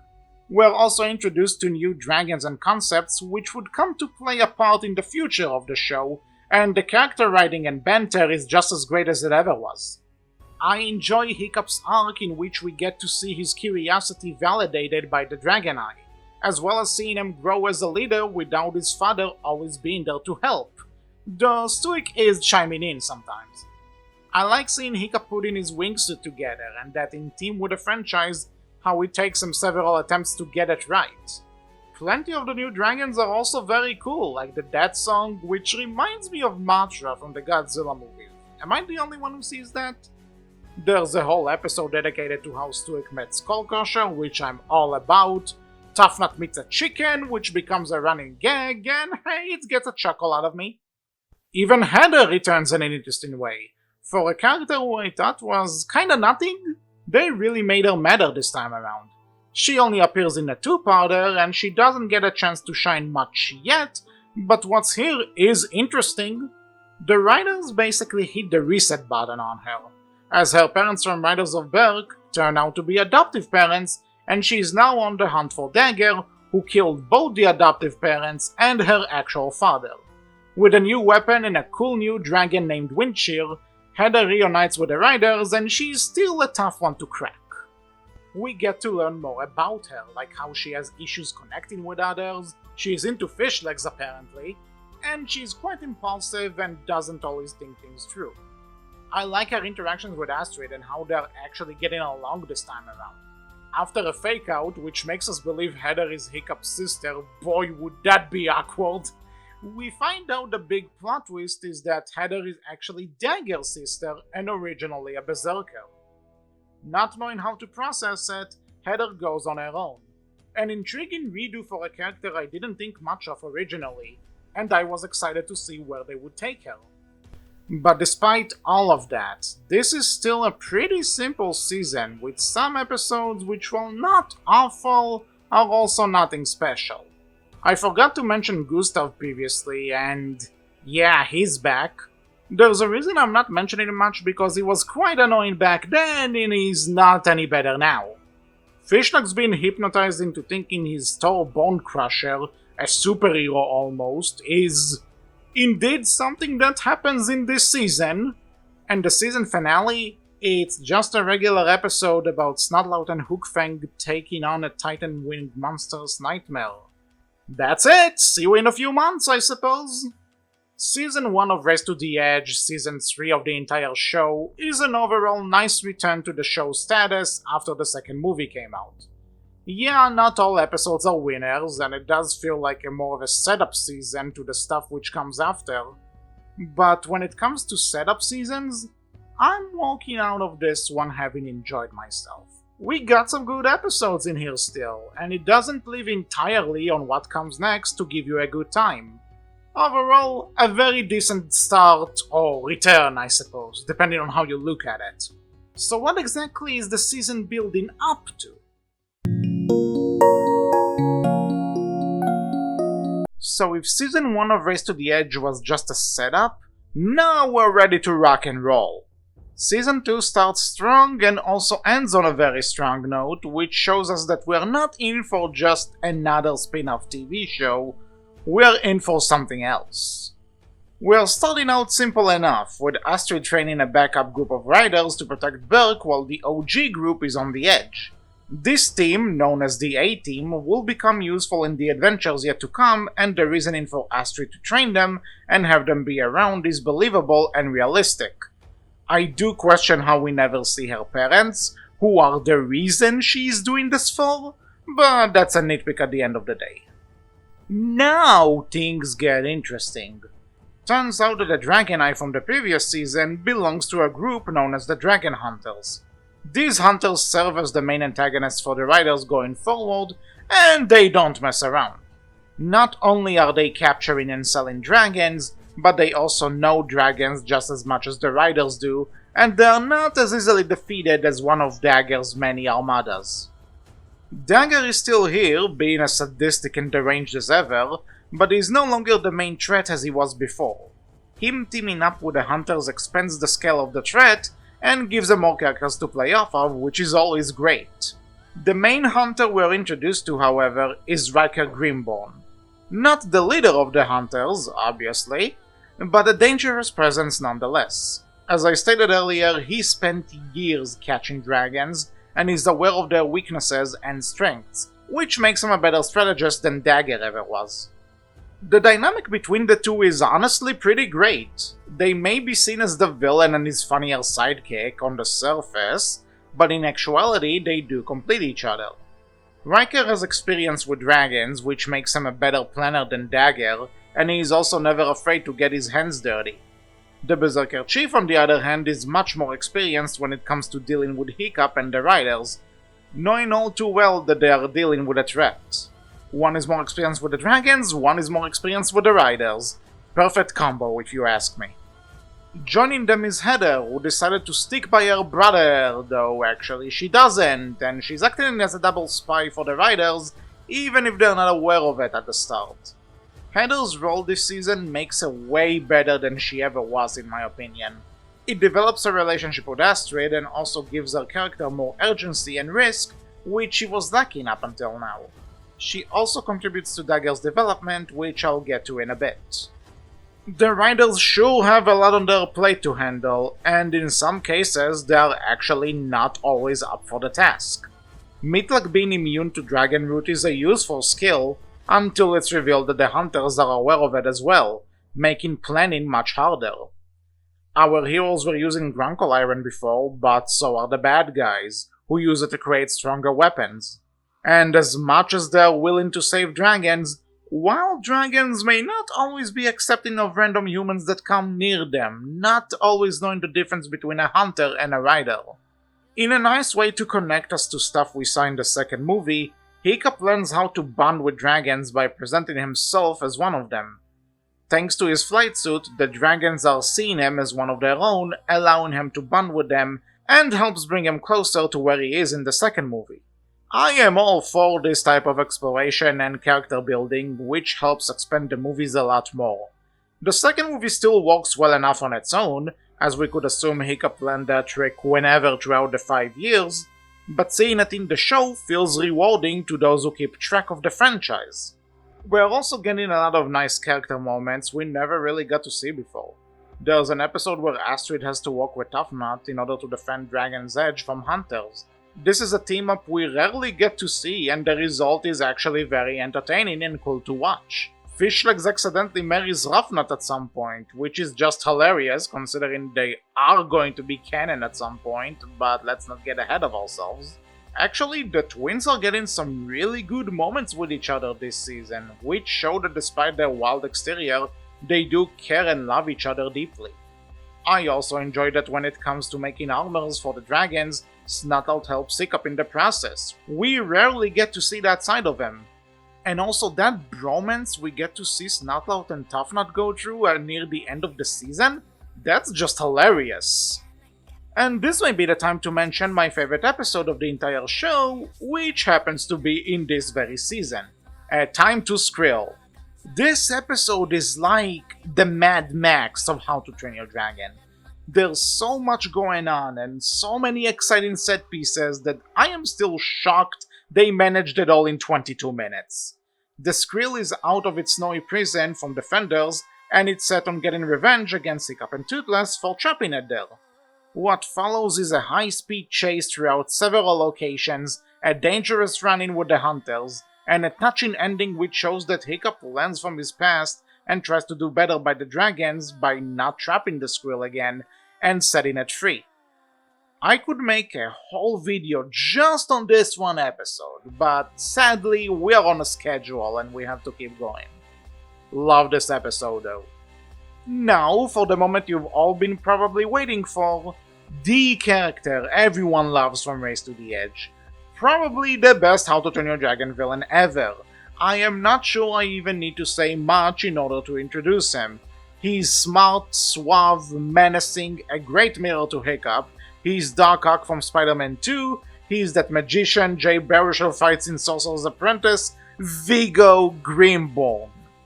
We are only introduced to Vigo in the final 2 episodes of the season, but the build-up to him does a great job setting him up. While we see Riker throughout most of the season, Vigo is always talked about as the one above him, the only one Riker is afraid of, scared of his own little bro. Immediately we know that even if the writers take care of Riker, Vigo is out there and the threat on dragons won't go away until he's dealt with. Once we actually get to see him, things ain't getting any less stressful. The dude comes across as extremely smart, and already we sense that he might be onto Heather for being a spy, which of course he is correct about. Following a plan to distract the riders from the Flightmare Dragon, we already see that Vigo is a different kind of enemy for Hiccup to face. In a different manner than Alvin, Dagger, or even Drago, despite not yet meeting them chronologically, Vigo is all about strategizing and, to some extent, seems to respect dragons despite profiting off of them. He doesn't rush into the fight, he is taking every option into account, just like Hiccup does. This is represented by what we learn is the chess equivalent for Vikings, maces and talents. Vigo challenges Hiccup for a game, with their friends and crew being the game pieces, threatening that Heather being the traitor means that she is going to die. Vigo may be smart, but he is not compassionate. Him treating this operation as a game of maces and talents, claiming that these people are just like replaceable game pieces, is downright sadistic. Even Dagger is shocked by this. Vigo, pardon the pun, isn't playing around, and god do we love him for it. I also love how he sees Hiccup as a worthy opponent, complimenting him for making a smart move and defining his expectations. He is not mocking Hiccup, he sees him as the first real challenge he had ever faced, and that's really cool. He outright lets Hiccup go because it'll make the game more interesting. Though that doesn't really help Hiccup in the long run, as Vigo takes the Dragon Eye from him and orders Dagger to kill Heather. While Dagger ends up letting Heather go and saves her life, becoming a fugitive from the Hunters, the Riders have lost this fight while Vigo has the Dragon Eye and its secrets. This was a legit shocking finale for this season. For the first time since meeting Toothless, Hiccup lost, and it's a big loss, not one he can just undo really easily. I remember being so shocked the first time through, and I was so excited to see what comes next. Alas, that Night Fury tease didn't go anywhere, but everything else, the fight against the Dragon Hunters had just begun.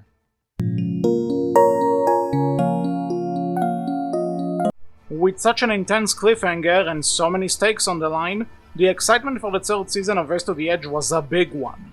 How would the riders recover the Dragon Eye? What other tricks does Vigo have up his sleeve? What's up with Dagger and Heather? The questions were plenty and answers were coming. Ironically enough, this is the only season which didn't have any trailer to promote it. There were pics and a few clips which are uploaded online, but there was no official trailer released for this season for whatever reason. Just an odd detail I figured I'd point out. So did Race to the Edge Season 3 live up to the hype? Well, the start of it did. The rest, not as much. I'm not saying it's a bad season, quite the contrary, as I'll talk about later. But out of all the seasons, I think this one put out its best episode first, and never really reached the same heights afterwards. It got close, but was never quite there. Guess I'll just get into it. Months after the Vigo episode, never expected Astrid to be the one character who breaks the fourth wall in this franchise, Hiccup decides that enough is enough and goes on a solo mission with Toothless to see what Vigo and the Hunters are up to. Already we can see that the last got to Hiccup, and he is not taking it well whatsoever. He upgrades Toothless's tail and heads out, despite Astrid's warnings, and while fighting with some Hunters, Toothless gets hit with a Dragon Root arrow. The two are forced to make a crash landing until Toothless heals, but the island is full of Hunters who Hiccup doesn't stand much of a chance against by himself. Help comes from the most unexpected place, Dagger, and he helps Hiccup fend against them while claiming he knows how to help Toothless. Hiccup is, of course, reluctant to trust Dagger, and doubly so after what happened with Vigo.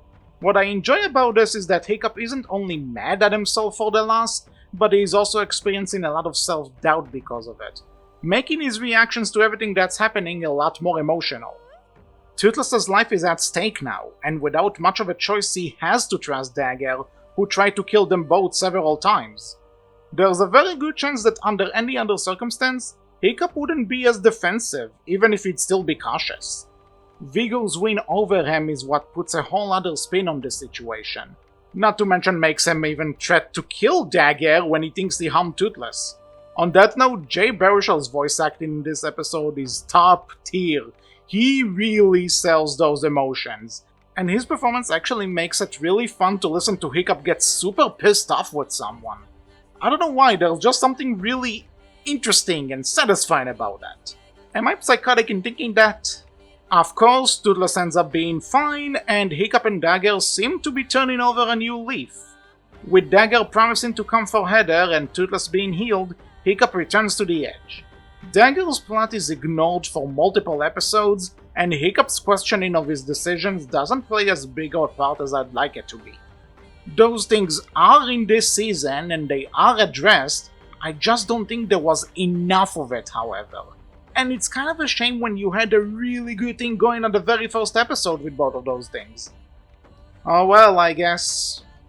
We get a few character episodes afterwards, which are fine on their own, but when they come right after such a big, intense episode, I'm not as invested in them as I could have been because where did the stakes go all of a sudden?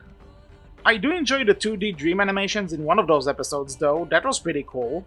We also get the origin of Fishleg's dragon cards from the second movie. Not what I was expecting to be explained, I admit, but hey, it's here. I also really like the backstory to how Inferno came to be, and also the idea of a musical episode was top tier. It's pretty neat to see the cast sing, and pretty well to boot. I never took Hiccup for a singer, and yet he pulls it off really well, what can I say? Now, that's not to say that the season doesn't have any plot developments, because it most certainly does. Despite the self-doubt, Hiccup does manage to gain a few wins over Vigo this season. From tricking him during their standstill with the Buffalord, destroying his dragon-proof stronghold, and also ruining his dragon selling auction. When you take into account how much of an impression Vigo left on Hiccup, to the point he starts second-guessing everything he does, it's nice to see Hiccup may be down but not completely out.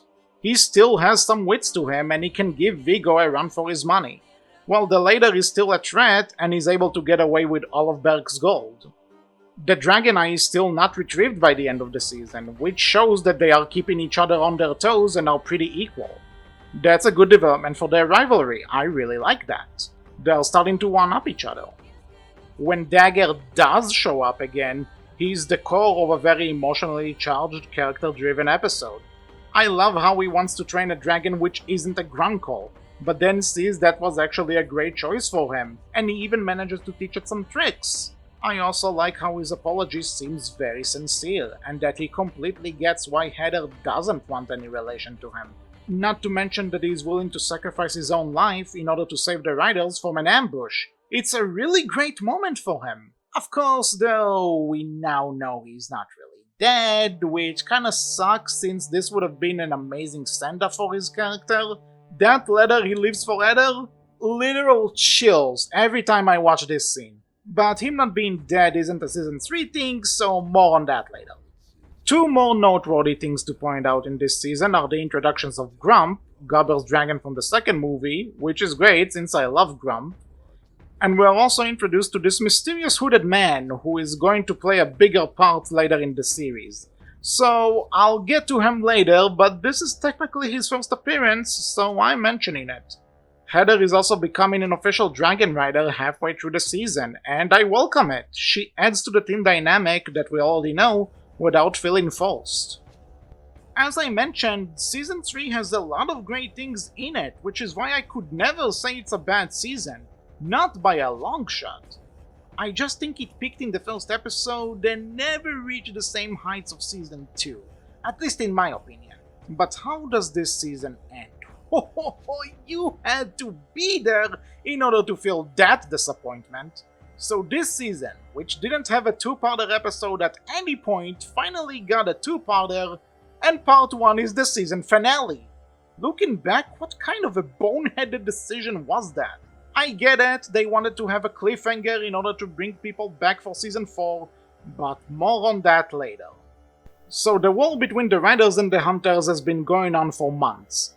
The battles only become more and more ruthless, and Astrid has been injured quite significantly in one of them. Seeing this as an opportunity, Viggo offers Hiccup a truce, claiming that he is merely a businessman and doesn't want to rule the world like some people do. Time for a bit of a side tangent, since this line kinda bugs me. Before the season premiered, marketing tried pushing for the idea that the Dragon Hunters might be related to Drago from the second movie.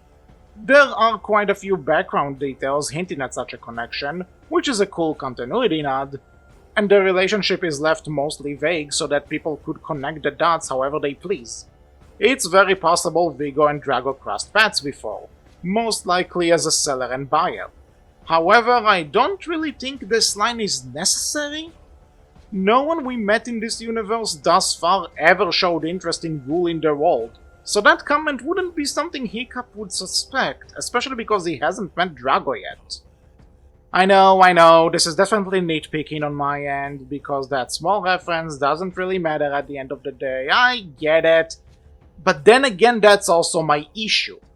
You obviously can't do anything with Drago in the show because of the second movie. So besides getting fans to talk about it, why hint at such a thing to begin with? There are enough hints at the connection anyway. We didn't need this big of a wink and a nudge to the idea that these two did business together. Back to the episode, Viggo offers Hiccup that while he'll stay away from any dragon in the south side of the map, Hiccup must stay away from Viggo's operations in the north side of the map. Having thought about it and discussing it with the writers, they all come to the realization Viggo is trying to keep them away from something he wants, which is in the north side of the map. And guess what? Hiccup ends up being right about that. The Riders arrive at the home of the Defenders of the Wing, a group of people worshipping dragons, and they seem to believe the Riders are enslaving theirs because they ride their backs. Honestly, without much context, that will be pretty sus, let's not lie to ourselves. Hiccup, of course, shows their leader, Mala, that this isn't the case by demonstrating how much Toothless is willing to protect him. This bodes well with her, and she decides to introduce the Riders to the Eruptodon, the lava-eating dragon which protects their island and is basically their god. However, when they arrive at his shrine, the dragon is nowhere to be seen, making Hiccup realize Viggo used the Riders as a distraction in order to steal the Eruptodon without any problems. Angry, Mala claims that she is going to kill Hiccup, and we had to wait 7 months until we got a resolution to that. While we did get a resolution in a Season 4, obviously, what was the point of ending on such high-stakes cliffhanger when we already know Hiccup is going to survive because of the second movie? That was a decision which never made sense to me. Credit for the creativity of ending your season with a part 1, I guess? And yes, I'm aware the previous season also ended with a tease, but it felt like some progress was made in terms of the overall plot of the show. From being introduced to the Hunters until the first encounter with Viggo, and losing the Dragon Eye, it was a tease for the future, but it felt like a stopping point. While here, what did we accomplish in this season? Dagger was redeemed, but he's dead, quote-unquote. We had a few wins against Viggo, but he still has Berg's Gold and the Eruptodon. The Riders still didn't retrieve the Dragon Eye. It felt like nothing big was accomplished during this season, especially when it ends on such a cliffhanger which leaves no room for discussion regarding if the story ended or not. Again, Season 3 of Race to the Edge is not bad. I mentioned a lot of stuff I loved about it, but when push comes to shove, I felt a bit disappointed with it initially. Nothing terrible, but it didn't quite reach the peak of its predecessor. And looking back at it now in retrospect, it's a season where nothing really gets done, even if we do get a lot of cool developments in it. I think I would call it a great season, but its focus was in the wrong place sometimes. So, with this season starting quite literally dangling from the edge, can the show pull itself up and continue soaring? Oh, hell yeah! Not going to cut around this bush, Season 4 of Race to the Edge is my favorite season from the entire show. Tons of great episodes, lots of amazing character moments, new and interesting plot threads are being introduced, but plenty are also neatly wrapped up. This right here is a fantastic season. There is one episode I'm not entirely crazy about, because Hiccup having a dick measuring contest with fish legs when a dragon could be destroyed before birds seems really out of character, but even that's not enough to distract me from the sheer awesomeness of this season. So why the hell am I still yapping on? Let's get into this. With Mala set on killing Hiccup for believing he's conspiring with the dragon hunters, and aided with the Raptidon's capture, Hiccup offers her to join them on a rescue mission in order to save it. Even though she's reluctant at first, she eventually agrees after Snotlout saves her life, and by the end she is convinced that the riders aren't enemies to dragons. Vigo isn't easily beaten, however, as he plans on using the Raptidon to destroy Dragon's Edge, and even sets up his hunters to take over the defenses once the riders come after him. Combining forces and knowledge of dragons, the riders drive away the hunters and manage to bring their Raptidon back safely to the defenders of the wing. This is not only a great second part, and also a great start for the season, it also sets up plot points which impact the season really well. We of course get to see the defenders of the wing becoming allies to Hiccup and the gang, but we also see that Riker and Vigo's relationship is starting to fracture a little bit. It was always implied that they don't see eye to eye, but if before Riker tolerated his brother's ego because he's family or because he did have a good point, recent defeats by Hiccup are causing the two of them to argue a lot more. Speaking of that, I love how Hiccup is becoming more of a threat to Vigo's operation. If before Vigo saw Hiccup as a fun adversary to go up against, always talking to him in a playful and some would even say flirtatious manner, this was no longer the case. Hiccup has proven himself as more than a worthy opponent, and his refusal to accept Vigo's terms for a truce turned the hunter more vicious. Vigo wants Hiccup completely out of the picture, and he's not afraid to take drastic actions to get his way. From putting a bounty on Hiccup's head, making everyone chase him around in the name of money, to making sure Berk wouldn't be able to make any trades by blocking the sea patterns for traders, Vigo is out for Hiccup's blood, and he is not afraid to reach him by hurting others. Hiccup of course isn't one to give up, and he is answering the challenges with mostly successful results. Throughout the season he manages to recover Berk's gold, and saves a trapped sea dragon which prevented traders from arriving at Berk. The other riders also prove useful by stealing plants for weapons and figuring out strategies for growing dragon root. Despite his successes, Hiccup still needs to learn how to plan his moves and have a clear destination for his actions, as his father teaches him.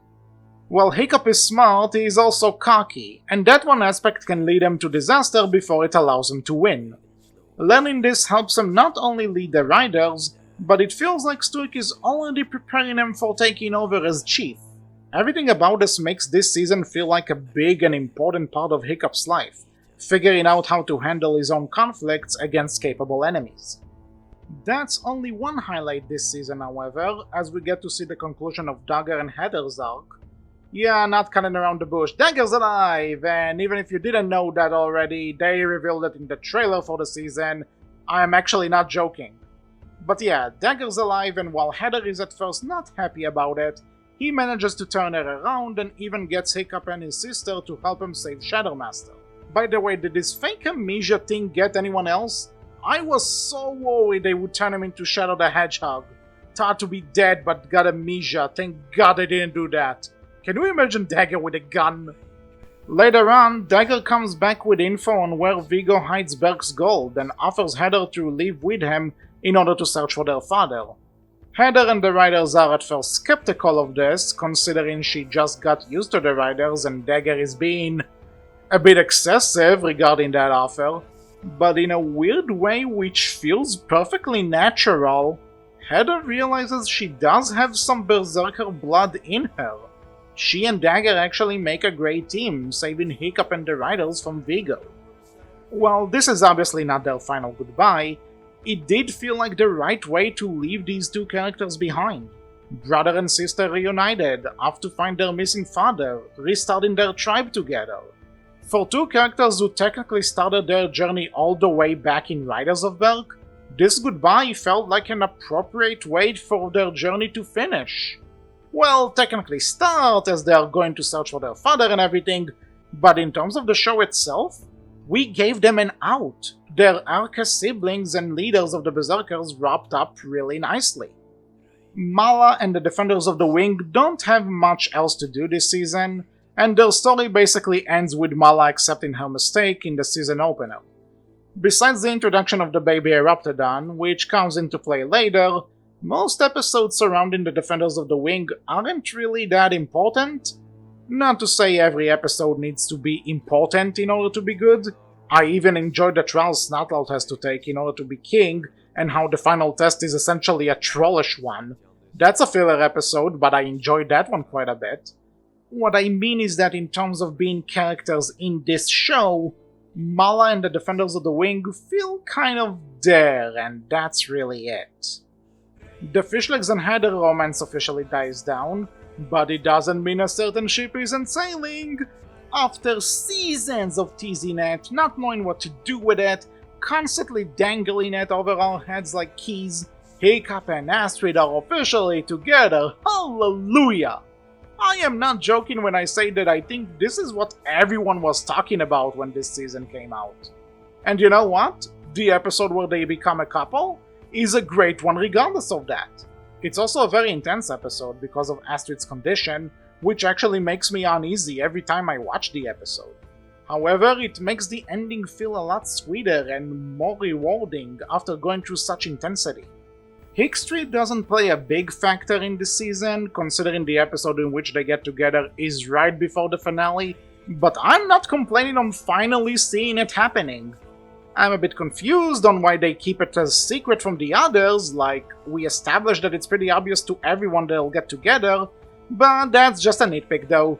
I am glad to finally see them becoming official, and I'm not just saying that in order to avoid Audrey Greywing's wrath, I promise. Heading into the finale, what an intense and surprising finale did we get! The Riders are planning on raiding Vigo's fortress with the help of the Berserkers and the A-Team, in order to get the Dragon Eye back from Vigo. A sound idea on paper, which goes very wrong once they actually attack and find the base already destroyed and Vigo being trapped. Like I mentioned earlier, the tension between Vigo and Riker kept growing and growing throughout the season the more times Hiccup defeated them. In turn, the two brothers decided to split ways, and Riker also felt it was necessary to split Vigo in half as well. Vigo warns the Riders that Riker has taken all of their hunters with him and plans to initiate Project Shellfire. If they help him, Vigo promises Hiccup the Dragon Eye.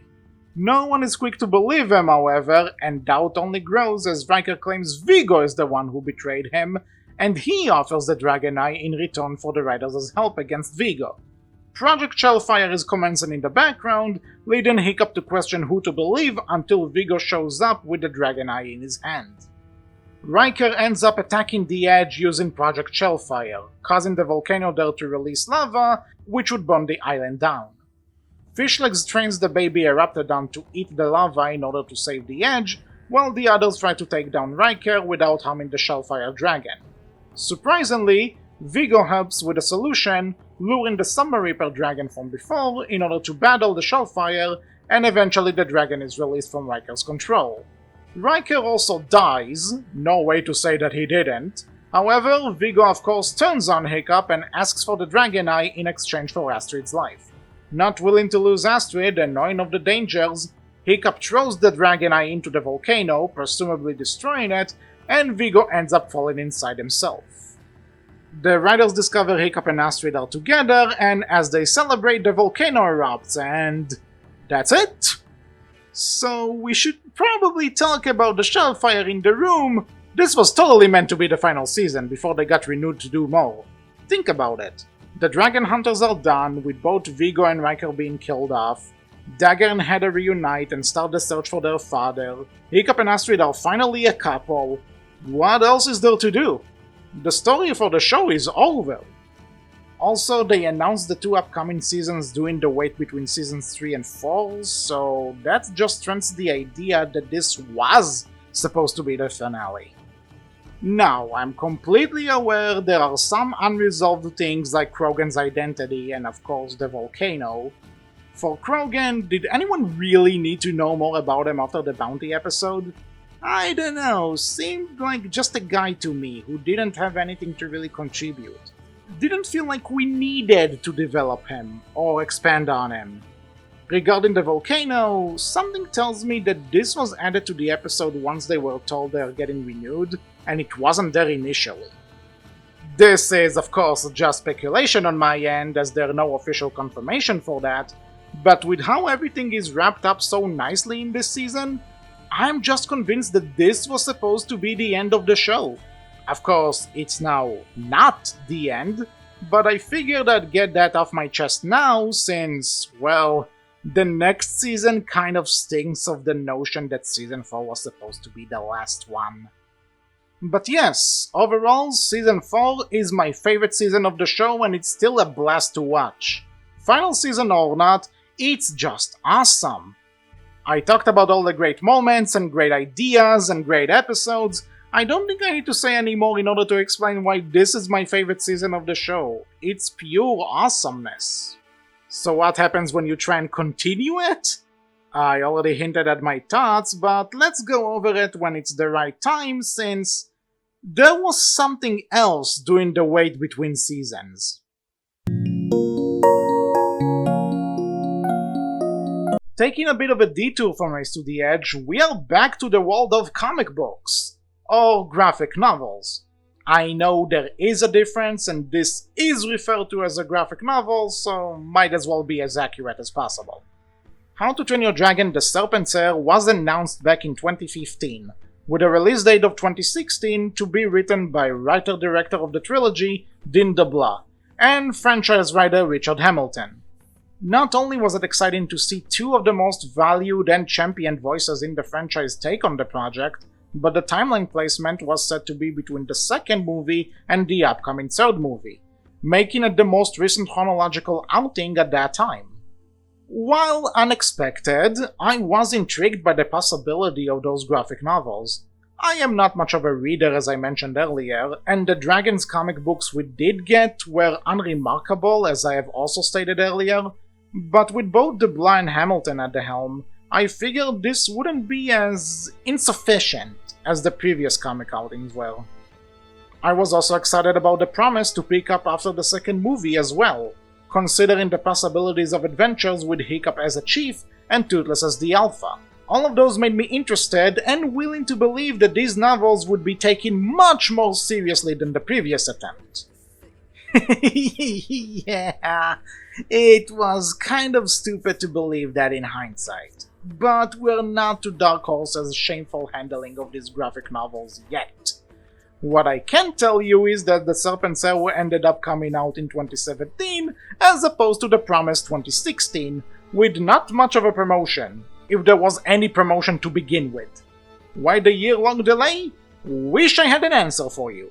But poor management aside, let's actually look over this thing and see if it even ended up being good. Taking place shortly after the battle with the Bewilderbeast, Hiccup and Toothless are leading the cleanup on Berk, and freeing all the dragons Drago had captured from their armors. There's a bit where Hiccup mentions that the dragon giving Snotlout trouble with removing its armor is the same one who shot off Drago's prosthetic arm in the fight. I just love how Hiccup was able to track that one particular shot among all the other fire flying around there. You gotta admit, dude's got some good eyes. Anyway, the premise of the novel seems to be about Hiccup trying to adjust to his role as chief. Honestly, a very good idea to focus on. He spent the entire second movie worrying about it, so seeing him actually deal with the pressures of the role is interesting. Besides cleaning Berk up, Hiccup is also faced with the fact that not all Berkians are fully supportive of his decisions. He did let Eret, a complete stranger, into his ranks after another stranger attacked the island. Sure, Hiccup knows Eret personally, but they don't, and they feel unsafe about it. There's also a really badass moment where they actually attempt to attack Hiccup, and he just swiftly defends himself with Inferno. That is a badass chief right there. Like I said, seeing Hiccup dealing with the issues that come with being chief is great stuff, especially because he doesn't have Stuik to guide him. Valka does her best to show support, which is again appreciated, but it's not like she has magical answers for him to rely on, and that's good. He needs to learn his way around, and how to deal with such occurrences, while Valka can only really encourage him. As if on cue for bad timing, a visitor comes to Berg presenting himself as Calder of Nepetins. And a side note, I apologize in advance if I mispronounce any of the names in this, since I'm not sure what the proper way to pronounce them is. Anyway, Calder arrives on Berg following the request of his king, Mikkel, to sing the Berkians' help with a possible dragon problem. Nepetins is going through a few disturbances, which not only cause damage to the island, but are also followed by growls which are believed to be dragon growls. Feeling like it's his duty to maintain peace, and noting that Stuik would have come to help as well, Hiccup sets out on a journey to Nepetins alongside the rest of the dragon riders to help out. Along the way, they come across a bunch of title class dragons, which came in order to honor Toothless, as he is the new alpha dragon. This doesn't have much relevance to the story, but I wanted to mention it as this is one of the few times when Toothless's new role is mentioned. I know that this is Hiccup's story at the end of the day, but I would have loved to see Toothless going through some sort of a journey as well when it comes to him being the new alpha dragon. All we see him do as the alpha is roar at some dragons to get their shit together and receive royal escorts. It's nice, sure, but I just wish there was a bit more of it. Just a nitpick on my part, however, it doesn't really matter at the end of the day. Upon arriving at the troubled island, the gang finds out that King Mikkel is actually only a child, not even the same age as Hiccup. Not gonna lie, it's pretty funny seeing Hiccup trying to be all professional and regal in how he presents himself, and Mikkel just doesn't care and gives him a hug. In fact, Mikkel seems to be taking life in a pretty chill manner, and even invites the riders for a hot tub-like pool. Also, credit to whoever drew Fishlegs' face like that when he sees Rafnat naked. That face is pure gold. Noticing that there are no other dragons on the island besides the ones they brought from Berg, and that Mikkel is taking the whole issue in stride, Hiccup points out the odd predicament and suggests that they should leave Nepetins as there's no trouble in sight. However, Calder shows up and reveals that the hot tubs the riders and Mikkel were in actually have some sort of a calming effect which knocked them all out, dragons included. With Toothless out for the count, Calder calls for the riders to stand down as he's about to become a dragon himself. Not where I saw this story going if I'm honest with you, but okay. Well, to be honest, he's just putting on a sick dragon cosplay, believing that he shed his old skin. Calder claims that for all of his life he felt like a dragon trapped in a human's body, something that even Hiccup points out is ridiculous and makes zero sense. Calder states that with the Quakes commanding Nepetins, his followers began believing in him, and now that he has Inferno, he can wield fire too. For being the titular villain, Calder, the Serpent's heir, feels like an out-of-nowhere villain. I get it, what a twist, am I right? But what is even the final goal here? Get Hiccup's fire sword so he could transform fully into a dragon? Something that he can't do realistically? Okay, sure. I don't get it, but fine, that was his plan all along. Dude has ambition, I'll give him that. Hiccup and the riders escape and manage to get their dragons. As they are flying away, Hiccup realizes that the dragons they were searching for weren't on or beneath Nepetins, but they were the island Nepetint is located on. That's actually an idea I really like, and it is a cool reveal when they show it in a 2-page spread. These dragons, called Forever Wings, would sleep for centuries, using the same material in the hot pools, which put some of the riders and dragons to sleep earlier. Being the awesome guy that he is, Hiccup points the riders to both save the people of Nepetins and disarm Calder's men in order to not spread the fire coming out of the Forever Wings. Chief and Alpha approach the giant dragons, and with Toothless's command, they head back into the water and swim away from the Nepetins. Calder finds Hiccup and declares that he's the one who made the Forever Wings disappear, while Hiccup just points out how delusional he is And I'm not sure if it's intentional, but I'm totally on Hiccup's side here because what the fuck is Calder's problem? Charging at Hiccup, the chief throws a can of Zippo-bag gas at Calder, which makes him catch fire and fall to his death. Yeah, Hiccup kills someone in this novel, and not by accident, he knew what he was doing. Probably not the first life he's taken, but the prospect of him doing it and making a joke right after is weirdly hilarious to me, in some dark way.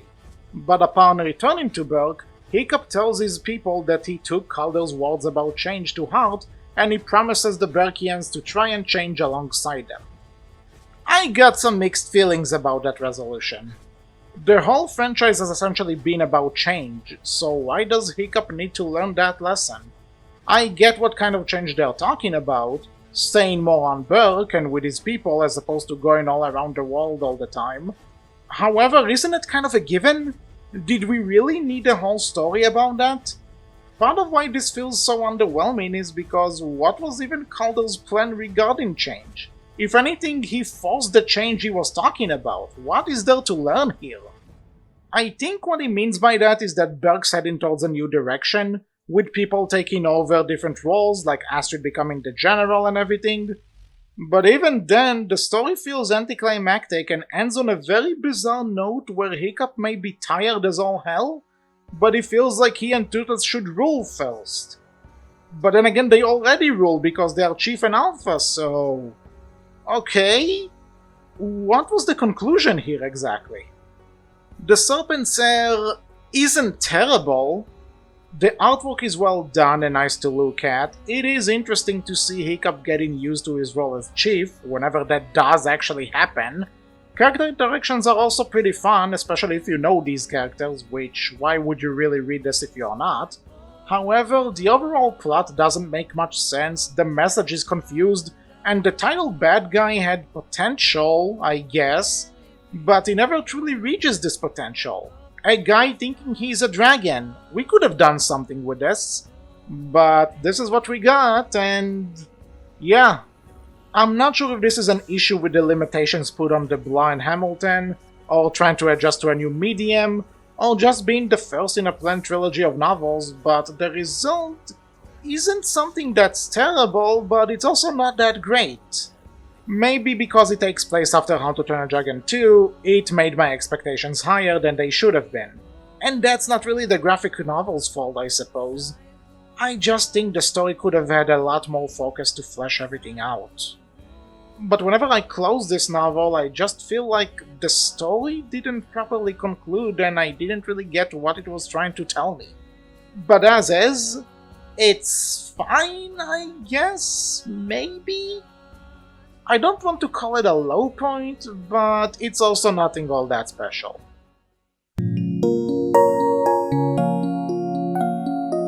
Okay, now is the time to talk about Season 5 of Race to the Edge, and... is there even something to really say about it? Well, there are things to say about it, but my point is that Season 5 is kind of not all that great. Now, before you pick up your flaming swords and rush at me, let me explain myself. Well, the season isn't great in my opinion. It doesn't mean that I think it's a bad season. It has some good things in it and there are good episodes with some amazing fight scenes. However, this season also feels unfocused, disjointed, and even a slug at some points. Remember how I said that Season 4 was supposed to be the final season and it felt like it? Season 5 makes it really apparent, as there's no real endgame at the end of the day. Every few episodes a new goal presents itself to us, some could be season-long arcs, and then they just resolve the issue and we're moving on to the next thing. There's plenty of filler as well which doesn't contribute to anything, and my problem isn't that it's filler, but that it's not even fun to watch. For example, there's an episode where Astrid thinks she is going to lose Stonefly, and even if it weren't said before How to Train Your Dragon 2, where we see Stonefly is alive and well, the episode just feels like a bunch of nothing. Thor Bonecrusher is back for an episode, and we see Alvin again. Neat, I guess. In another episode, Hiccup loses the betrothal gift he got Astrid because Snotlout is a prick. They get it back, and that's really it. Nothing else to be noted besides seeing Vigo's sword. And even with Vigo being alive, it doesn't matter much to see his sword now. Right, Vigo's alive. Can't kill the best villain in the show after all.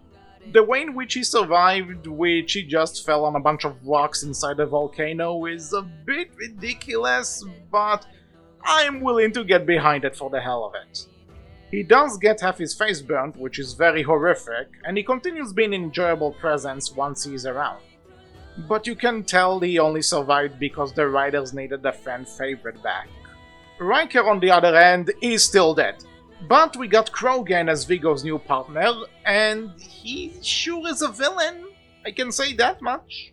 Not sure how much of a hot take this may be, but I really don't like Krogan. Besides the fact that he feels like a Riker 2.0 in order to continue the brains versus brawn dynamic Vigo had with his brother, why is he even a main villain now? He bought some dragons, gave Hiccup away for a bounty which wasn't given to him, and then he skedaddled. Who the hell would put him in charge of the hunters, and why would he want to command them in the first place? We do see that he has a connection to Drago in a flashback, but that doesn't establish much, if at all. Drago hasn't met Hiccup yet, nor does he know Stuik is alive, so it's not like he or Krogan could have any beef with Berk or the Riders yet. It just feels lazy in my opinion. I guess the one cool thing about him is that he's flying dragons by means of torturing them, knowing that Hiccup wouldn't harm a dragon, but again, it's something they barely do anything with and it's forgotten about rather quickly. This season is a mess the more times I watch it and the more I think about it. Let's try and walk this bit by bit in order for me to explain this properly. So in the first episode, the writers seem to think that the volcano on Dragon's Edge might actually destroy the island, as it keeps erupting and they can't stop it every time it happens.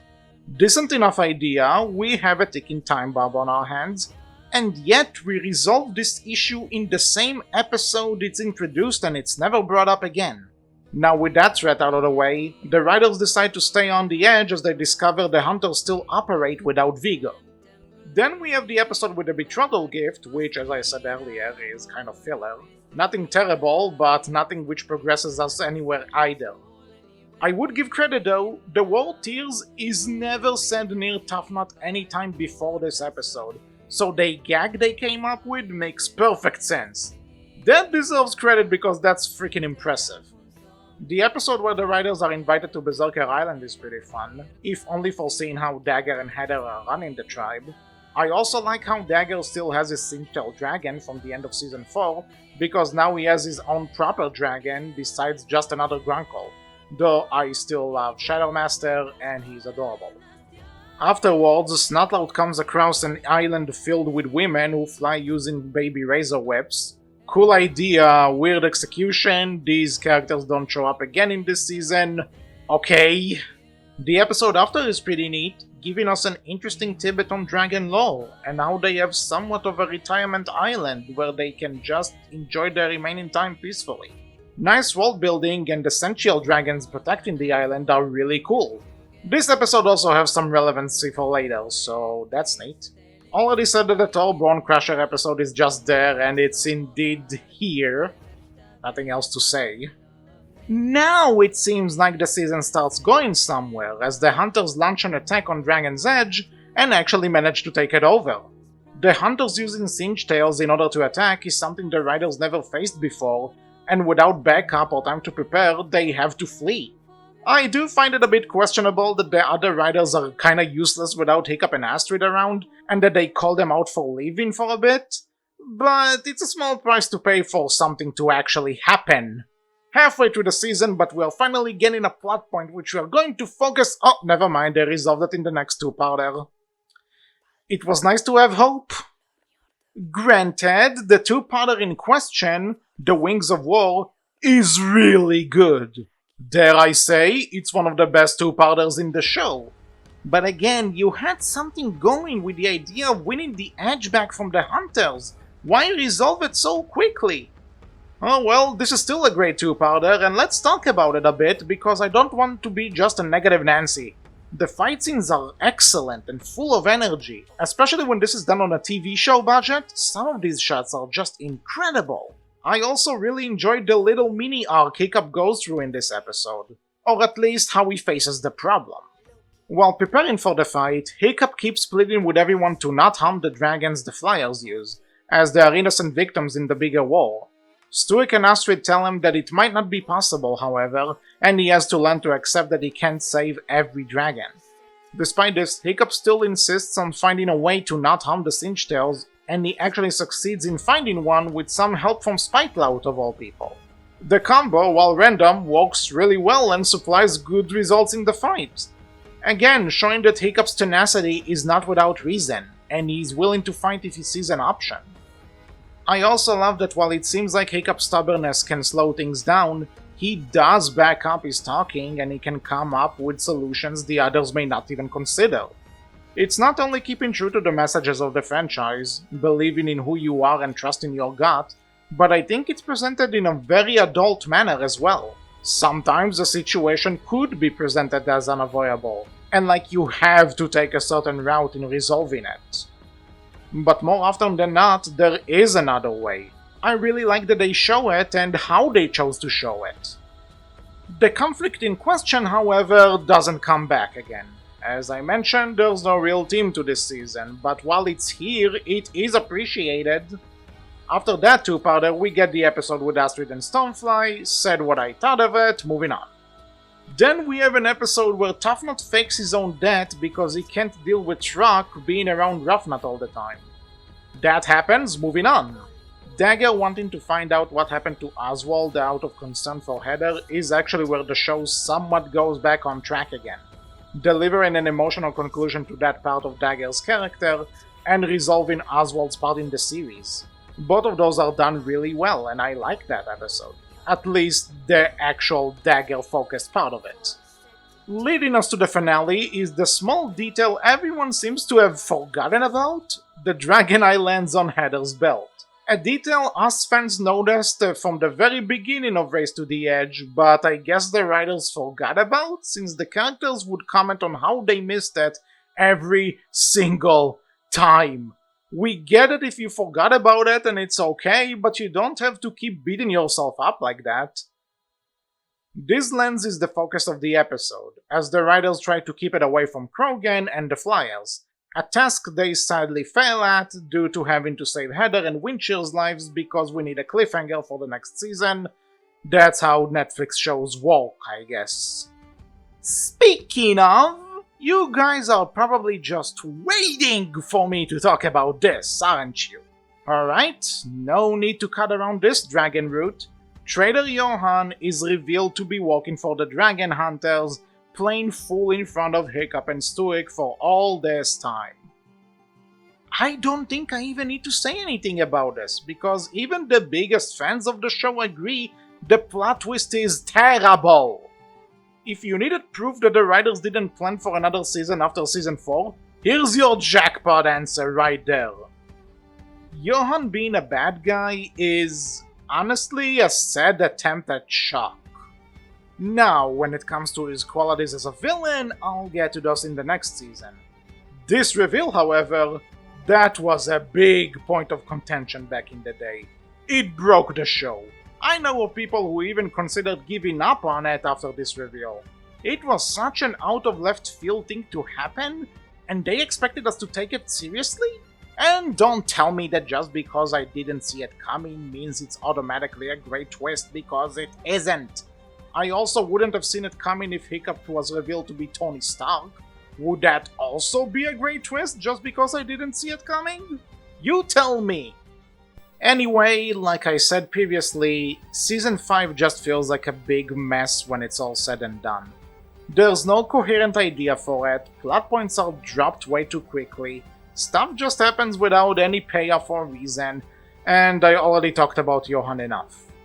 There are good things in it, which do make it a worthwhile watch at the end of the day, especially if you're marathoning the franchise, but this is sadly a low point for this show.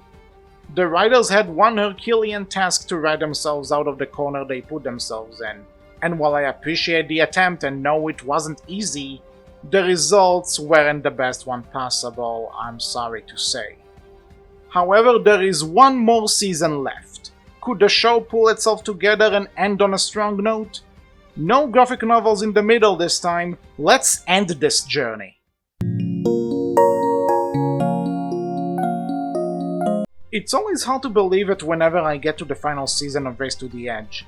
It doesn't matter if I'm watching the franchise in order of release or in chronological order, getting to the final season of the show always feels so satisfying, like I conquered this big portion of something huge, almost as if I've just finished the most tiring stretch of a marathon. This is a beefy part of the franchise, and finishing it always feels like finishing a journey in itself. But has the show concluded on a high note? Well, no reason to turn back now. Picking up right at the moment where we left off, Viggo, Krogan, and newly revealed villain Johann realize that they don't have all the Dragon Eye lenses, which could lead them to the King of Dragons. With the tension between Viggo and Krogan rising, implying a blowout between them, Johann decides it's time to get his hands properly dirty in order to get the remaining lenses from Hiccup. Since I did spend a good time ranting about how the Johann twist was a ridiculous move, I might as well talk about him as a villain now that the truth is out. Weirdly enough, despite the twist being absolutely ridiculous from a writing perspective, and only being done because the writers were at a wall, Johann ended up being a really good villain. I mean, his motivation is essentially money, and that's very weak, as it makes him a human version of Scrooge McDuck. Thank you, Leffy, for this amazing image. However, when it comes to his presence as a villain, I don't have that many complaints. For one, the reveal isn't kept away from Hiccup and the writers for too long, as it's revealed in the very first episode of the season. This gives time for us to actually get to know Traitor Johann as opposed to Traitor Johann, and also establish the schemes and ways in which he's trying to harm the heroes. He knows where to be, who to send where, and isn't afraid to sacrifice people in order to get what he wants. Also, he has some pretty impressive combat moves, I have to say. Michael Goldstorm always did great with the comedic side of Johann all throughout the show, but the way in which he portrays the evil side of the character is just as great. You can tell he really wanted to play this kind of character, and he's having the time of his life behind the mic. Major props to him for making this bizarre change work as well as it did. However, I should address the reveal scene, as I'm sure someone would call me out on it. When Johann shows his true colors to Hiccup, the future chief claims that he pieced the whole thing moments ago when he realized how many times Johann sent him and the riders towards danger, resulting in problems for them. The thing with Heather's lens I can buy, since it was last season when they were obviously going in that direction. But the stuff from seasons 2 and 1? Yeah, I think that's just something that clicked into place and wasn't actually planned to lead anywhere back then. I mean, what about the times Johann sent the riders towards danger during Riders and Defenders, before they got entangled with Viggo and the Hunters? Was that part of the big plan as well? I appreciate and respect the attempt to show this was always the plan, but I can't buy it, I'm sorry. As I said though, despite the twist being baffling, Johann does pull his weight when it comes to being a villain, so I'm not going to hop on this any longer. My point on Johann has been made, so let's go over the actual season now. So with both Hiccup and Johann having their own dragon eyes and set of lenses, the race is afoot to who can find all 5 types of lenses which lead to the King of Dragons. Hiccup wants to protect the king, while Johann and Krogan try to capture it for a mysterious client Drago. The connecting tissues for How to Train Your Dragon 2 are strong this season, which is both a strength and a weakness. It's a strength because that allows for more world building and setting up towards the second movie, which takes place not too long after this season ends. It's a weakness, however, because some of those connections contradict How to Train Your Dragon 2. Some stuff is being cleverly avoided, like Hiccup never actually seen the Bewildered Beast, and making sure that the lead characters aren't directly aware of Drago or Krogan's relation to him. With that being said, however, I think some connections weren't fully thought out. In How to Train Your Dragon 2, Hiccup and Astrid are surprised the icy destruction of Eret's base. Hiccup saying he never saw anything like it. but now we see that he did see something like it underneath Berserker Island. Also, the Bewilderbeast egg he finds is taken by the Wing Maidens to someone they know who would take good care of it. That someone is revealed to be Valka, which implies the dragon hatching from this egg is the same Bewilderbeast from the second movie. So is Valka's sanctuary being all icy a recent renovation, or did she have another Bewilderbeast on standby? Drago also says at the very end that he'll find another King of Dragons himself, which it doesn't seem to be the one from Berserker Island, so is there another Bewilderbeast somewhere out there that we don't know what happened to it? I know this may seem like nitpicks, but if you're going to push for these big hints of continuity, at least make sure they're consistent with the movie you're connecting to. How to Train Your Dragon 2 was already out at this point, so it's not like they didn't have access to it or didn't know what was going to happen. One more rewrite and fact-checking could have helped avoid the issue altogether, is all I'm saying. You know, with how much I ranted about this season thus far, you'd probably think I hate it and think it's a really terrible way to conclude the show. But no, I don't think that at all. Yeah, I'm not big on how some connections to the movies don't make much sense in the greater picture, and there are episodes which I honestly think are skippable, but whenever this season shines, it really shines. Characters are reaching the conclusions of their respective arcs, we learn more about some interesting dragon lore, the action scenes are still spectacular for what budget they had to work with, and when the show does reach its end, I am left with an overall great and satisfying feeling every time the credits roll for the last time. Getting to that ending is a bit of an up and down battle, considering that there are great concepts for some episodes which don't fully meet their potential. I love the idea of having a Hiccup and Stoic road trip like episode, where they disagree over the predicament of Johann's betrayal. Stoic is acting like an asshole towards Hiccup though, in a way that's unjustified, and despite him learning from it and apologizing, the episode does justify this behavior. I like some of the stuff we learn about the Wing Maidens, and I enjoy how Snotlout actually has a deep bond with one of them and he wants to help her out because it's her and not because of his ego, but it's overshadowed with the establishing of Snotlout and Fishleg's fight over Roughnut in the second movie.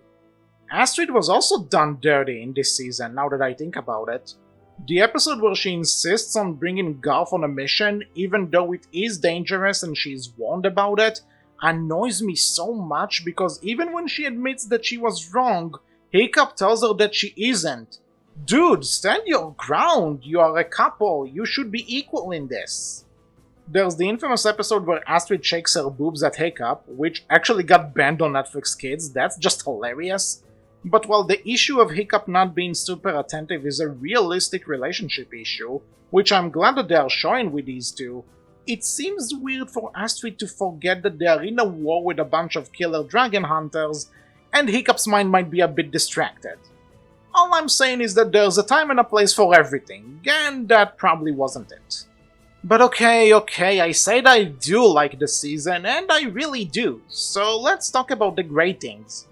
For all my yapping about some plot elements that don't fully connect, the season feels like a proper finale for most if not all the characters.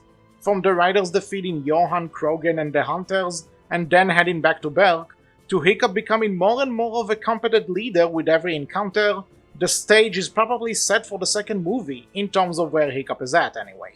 Dagger and Mala get married, which might be random, but hey, they make it work, and it ties both the Berserkers and the Defenders of the Wing stories together, providing a proper conclusion for both. Also, Shadowmaster is the ring bearer, like, come on, that's just amazing. And I can't talk about this season without mentioning Triple Cross, Vigo's final appearance in the show and probably the best way to conclude his arc. After being left to die by Johann and Krogan, Vigo seeks the help of a suspecting Hiccup by pretending that he poisoned Toothless. Throughout the entire runtime, this episode keeps you on your toes regarding what is a trick and what is real. But seeing Hiccup and Vigo walk together is a treat, and also seeing that Vigo did grow an appreciation for dragons thanks to Hiccup. The way he talks about the Skrill and how he would never harm such a dragon because Hiccup taught him to respect it, Such a good character development, and it does show again that Hiccup is good at changing people's minds about dragons. I know that it might be weird to kill Vigo again, because why bring him back if he dies anyway, but you know what? Vigo went out like a freaking boss, with the fire sword of his own and a Skrill backing him up. And that shot of Hiccup placing the maces and talents piece down and covering the board? Beautiful. Just peak cinema in an animated Netflix show. I mentioned earlier that Vigo was probably one of the best things about the show, maybe even the most popular character born from it, and this conclusion to his story I think was done really well. While I don't really feel the plot point of Stuik being on his deathbed, considering we know he's going to make it out of it, I did enjoy the what-if scenario of Hiccup missing Toothless in the first movie and what would transpire after it. Seeing Race to the Edge Hiccup with the How to Train Your Dragon 1 attire is quite the uncanny valley, but I enjoyed the idea quite a bit. I also like how despite the council voting Hiccup to be acting chief, everyone rallies behind him to finish up the war with the Hunters and find the King of Dragons. And that very final episode, holy shit! Let's ignore the continuity stuff I bitched about earlier and talk about this as an episode because wow! From Hiccup and Toothless taking on Krogan and Johann, to the other riders clearing out the Hunters, this is an awesome finale. Nothing slows down, we are constantly on the move, every character gets a moment to shine, and my favorite part is getting to see all of the dragons we've met throughout the show come back once the Alpha calls them for help. We get to see Tornado, Scaldy, the Skrill, Screaming Death, Golf, and plenty more. This sequence alone made the entire show worth it in the end, and that part always gets me giddy because I know who these dragons are, I know what their stories are, and it's nice to see them come back and repay the riders in some way. Such a cool moment. Also, can you imagine what the budget for this was? Look at all the dragons flying around, this looks amazing! And yeah, after all of that and seeing Krogan get killed in the scene with Drago I mentioned earlier, the show puts a bow on it and closes things up. Gotta point out that I love how they used Mildew's model as a placeholder in that scene. That's just hilarious to me that Mildew was a secret agent of Drago all of this time. Can someone write a fanfiction about it? That'll be amazing. Anyway, Race to the Edge and the entire Dragons TV show are done, and for the most part, it ended on a really high note. Talking about the whole show in general, I am very impressed with it. It has its ups and downs, but what show doesn't? Think about it, this is a show based on a CG movie which ran for 8 seasons and over 100 episodes, and for the most part avoided seasonal rot and provided not only a satisfying conclusion to itself, but also expanded the franchise it belongs to.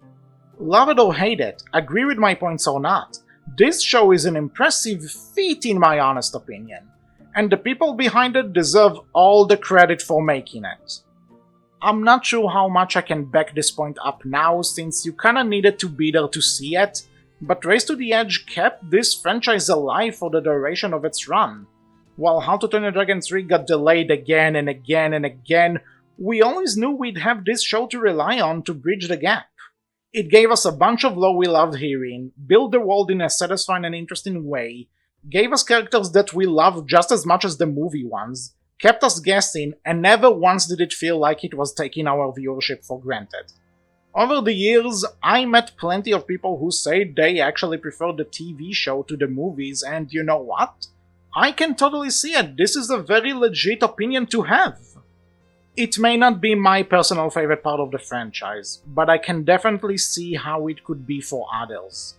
Ups and downs and all arounds, this show was a great expansion to the franchise, and even now, knowing that I finished talking about all of its seasons for this video, makes me feel like I have gone through an experience yet again. Whenever someone is surprised when I mention there was a How to Train Your Dragon show, I always direct them to watch it because I do believe it deserves more attention from people who like the movies. This was a rare show. Did it break any new grounds? No. Are the problems that I talked about there? Absolutely. But at the end of the day, we are talking about a great show, and that's what matters.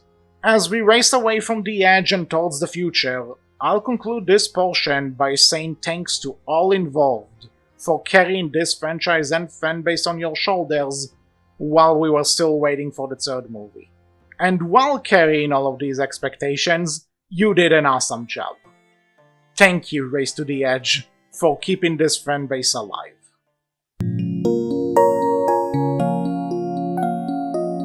With the TV show officially wrapping up, we were closer than ever for the release of the concluding chapter in the How to Train Your Dragon trilogy.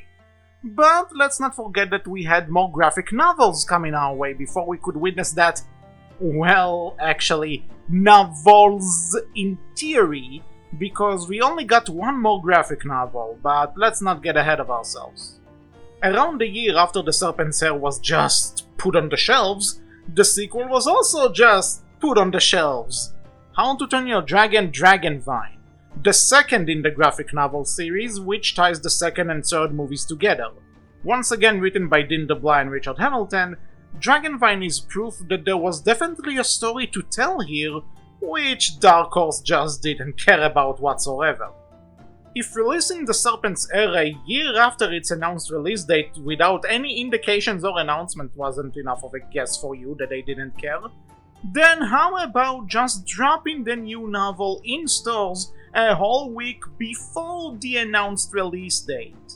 Because that's a good marketing strategy, and sadly, proof of such mistreatment of the material can also be found in the pages of the graphic novel itself. Interestingly enough, Dragonvine actually starts with the little story originally referred to as Burning Midnight, which was a part of Free Comic Book Day back in 2016. This little bit was supposed to promote The Serpent's Heir during that time, and was referred to as a side story between it and Dragonvine. However, now it's just the official start of Dragonvine, without any context or build-up as to why we're even here. I don't mind the inclusion, but isn't it a bit weird to charge people for a whole new novel when the first third of it is something you already got for free back in the day? I guess it's better than having people search up the original Free Comic Book Day release, but still a bit of an odd choice. What's more is that the artist who did the artwork for the Burning Midnight section and the entirety of Serpent's Heir, Doug Whitley, didn't illustrate the rest of this story. Right after the original Burning Midnight portion ends, Francisco de la Fonte, I'm really sorry if I mispronounced that name, takes over the artwork for Dragonvine. Are we just supposed to not notice it? Now, don't get me wrong, and no insult to Francisco, who I'm sure is a great artist, and I don't mean that Doug's art is much better, but we are talking about two completely different and unmatching styles, and it's a jarring transition.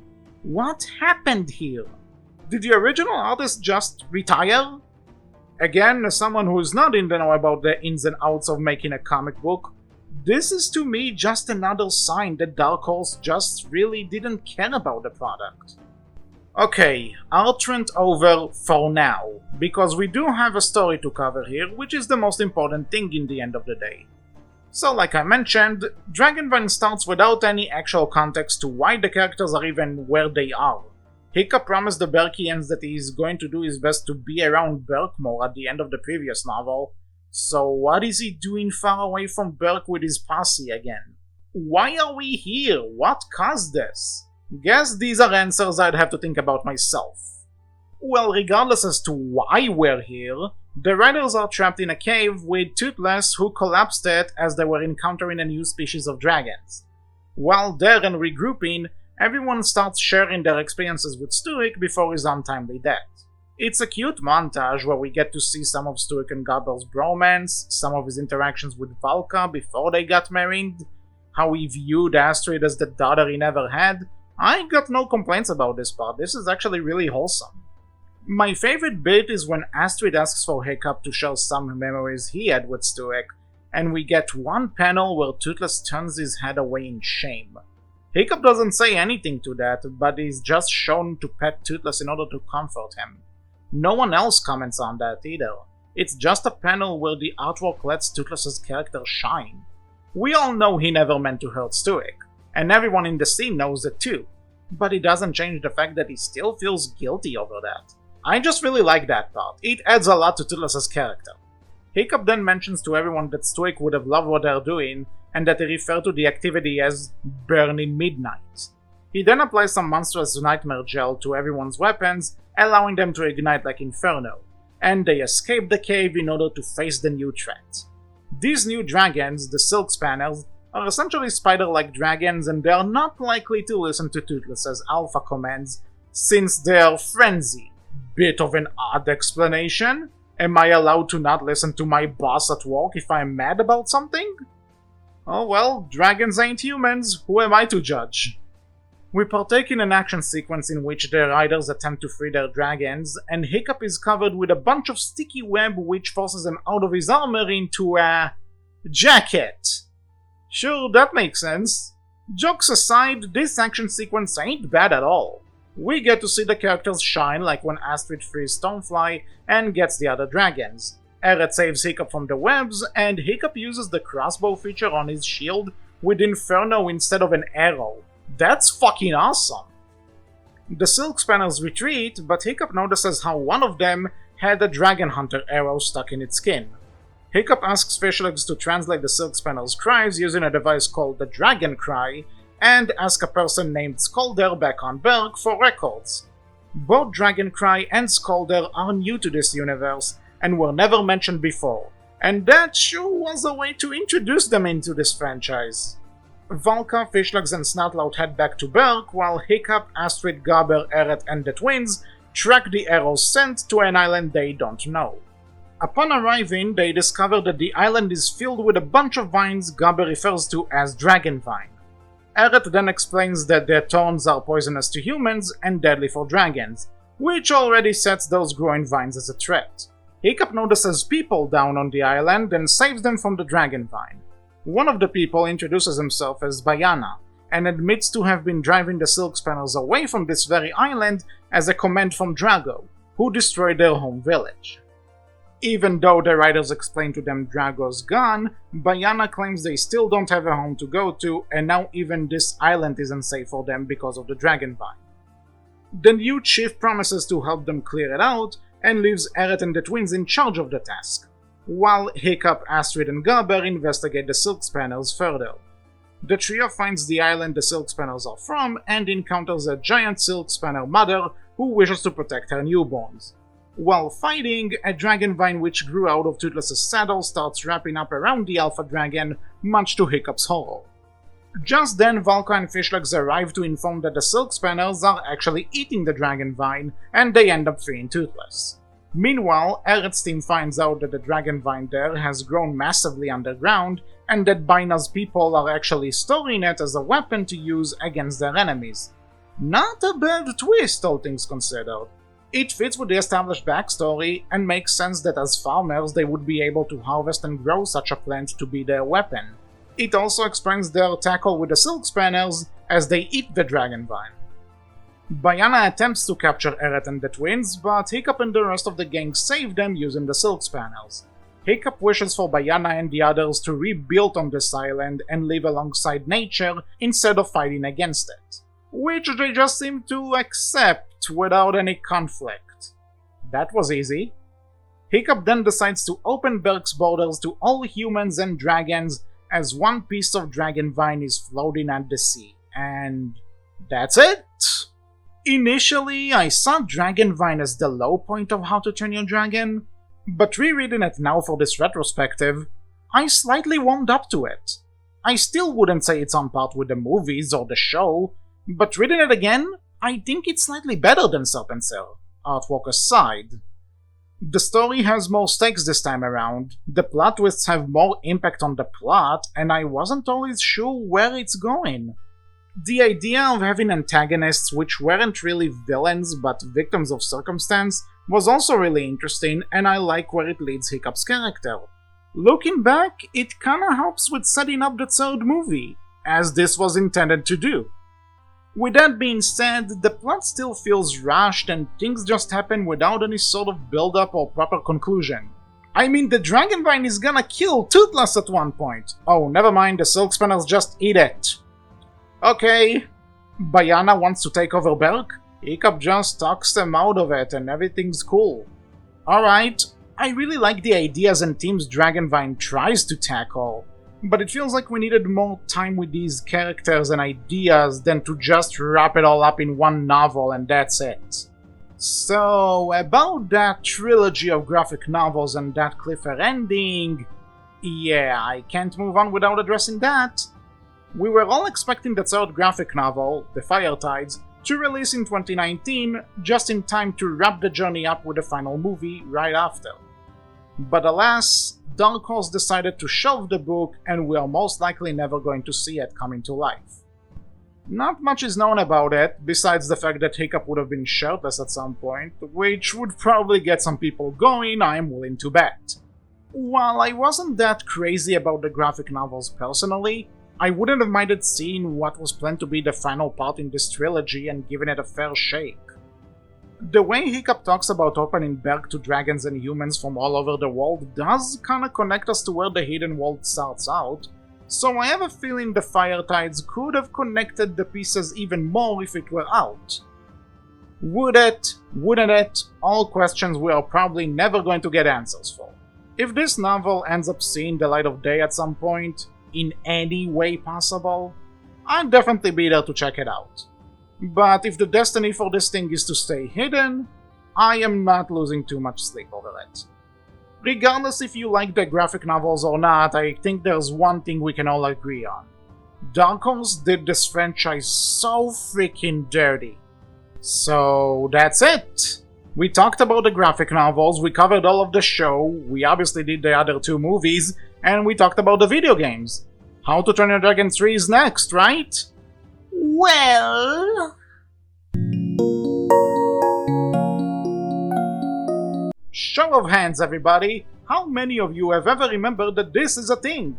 And a better question is, why did I even tell you to show your hands? It's a video, I can't tell if you're raising them. The point is clear though, I guess. Did anybody even remember this was a thing? Besides me? Dragons, Dawn of New Riders, released around the same time as The Hidden World came out, and for all intents and purposes, this is the tie-in game for that movie. In a stark contrast to the previous two How to Train Your Dragon games, however, this one doesn't carry the same name as the movie it was promoting, and in a similar contrast, this one is actually not all that bad. I know, I was surprised too. I actually had zero intentions to even play this until one day I was at a mall and it just happened to be there in a game store, days before it was supposed to even come out. It was dirt cheap and I figured I might have been there as part of some sort of weird fate, so I picked it up. One playthrough later and I found myself surprised by what I was playing. So just before we're heading to the third movie, let's go over Dawn of New Riders. Because if I've reviewed the other two games, this one deserves a mention, damn it. This one actually tried. Taking place at some point between Dragonvine and the Hidden World, Hiccup and Toothless come across a kid who seems to be suffering from amnesia. I remember being terrified by that plot element because games with protagonists who suffer from amnesia can either be among my most hated or my most beloved, so only God knew where this was going. Anyway, Hiccup names this kid Scribble, as he seems to be scribbling a lot, and we end up taking control of this new rider. After a short tutorial in which Scribble saves a dragon egg from a few hunters, the egg hatches and out comes Patch, Scribble's new dragon companion and a Chimergon. What does Chimergon mean? Well, he's essentially a scientific hybrid of a couple species of dragons, and this allows him to breed ice, electricity, and fire all at once. I guess you can call it the avatar of dragons, but he's not born organically or via some sort of spiritual energy. Feeling some sort of a connection with Patch, Scribble attempts to find out who he is, what happened to his home, and what's the deal with Patch. Also, I should know that I'm pronouncing it as Chimergon, but the game doesn't have any actual voice acting, so I have no idea how it's pronounced. Again, if there's a proper pronunciation, let me know, but I'm referring to it as a Chimergon. The journey isn't going to be easy, however, as a dragon trapper named Ir, again I assume that's how it's pronounced, who found ways to control dragons with chemicals she created, is causing trouble, and our heroes chase her down with the help of some familiar faces. Hiccup, Astrid, and the rest of the familiar dragon gang are taking a back seat in this adventure, which isn't that much of a bad thing considering the story isn't about them. They just happen to be involved. This is mostly Scribble and Patch's story, and it's filled with plenty of mystery which kept me really interested, and I was curious to see where it was going. Richard Hamilton is back to write the story for this game, and it's very clear he has a lot of passion and love for this franchise. There are many hints at lore that we know from the previous entries, like how Ir's chemicals are made with Dragonvine, Ir lost her father to Drago, Scribble seems to piece together that he might be related to Bork the Bold, and we even get to see familiar locales like Volka's Sanctuary from the second movie and Vanaheim from Race to the Edge. Also, we totally see Volka's Bewilderbiss's body in this game. You sure it's aimed at kids? That's pretty horrifying. These connections and lore drops don't feel like random references for the sake of, I understood that reference. They're cleverly walked into the story and I actually felt rewarded for knowing so much about the franchise. Granted, I'm not sure how people who only saw the movies and didn't bother with the other stuff would feel about this, as they probably don't even know what a Dragonvine or a Vanaheim is, but the story is still manageable to follow without knowing that. You just get extra context, and honestly, that's not a bad thing. Sadly, the story doesn't feel like it's properly concluded. Scribble only gets parts of his memory back, and his arc doesn't feel complete. It is a shame since Patch does get a full story conclusion. Well, somewhat. Because he's a freak of science, Patch is also rapidly aging, and he's getting closer to death the more you progress through the game. In a shocking twist, he does end up dying, until it's revealed he's just reborn every time, kind of like a phoenix. This may be a cop-out, but I found the idea clever. If we can get a dragon that's created from science and can breed anything and has rapid aging, why not make it a phoenix? That's actually a cool idea. Patch being reborn explains how Scribble arrived at the place Hiccup and Toothless found him in the beginning. Patch flew him there in the final moments of his past life. Sadly though, this is where the game ends and we still don't know where Scribble is from and what his connection to Bork actually is, if it has any significance. If anything, we get a cliffhanger where Scribble and Patch try to track down a maybe surviving Ir in order to slow down Patch's life cycle. Guess someone thought they're getting a sequel, but Lord knows this isn't happening anytime soon. Despite the lack of a proper conclusion though, the story for the game ain't all that bad. Like I said, it feels like a proper part of the How to Train Your Dragon universe, and if you're a fan of the franchise as a whole, the world building and lore probably hit you in the right spots. It's not the best story in the franchise, obviously, but it does show a lot of love and care to the world the movies and show created, and I will always appreciate it. Considering this game exists just to promote the third movie, the effort put into the plot was actually a genuine nice surprise when I got to play it.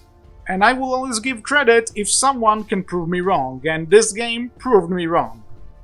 This is a game though, and the story can only push a game so far. With that being said, the game itself, it's fine. Nothing special, nothing super impressive, but it's definitely playable and can even be a bit of fun.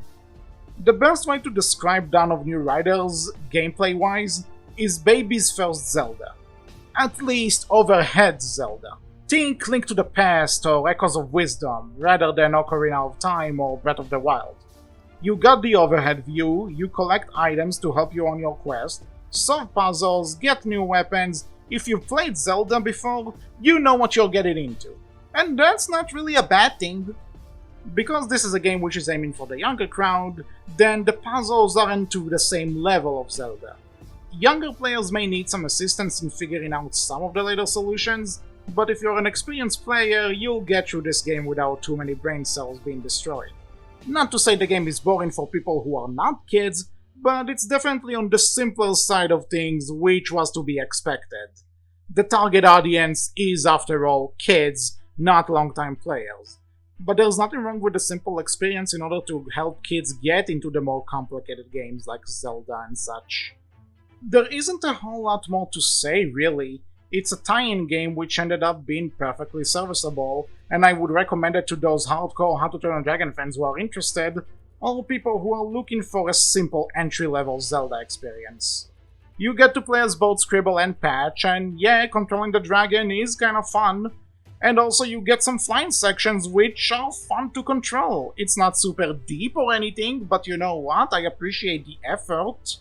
Somehow, all of those make it the best How to Train Your Dragon game to be released on consoles, so take that for what it's worth, I guess. I get that the competition isn't super rough, considering the other games, but you know what? I am just surprised that there's one game I was able to have fun with and give credit to. So if I'm going to bash the others, I might as well mention the one game I did end up liking, surprisingly enough. Nothing amazing, but a noteworthy addition at the end of the day.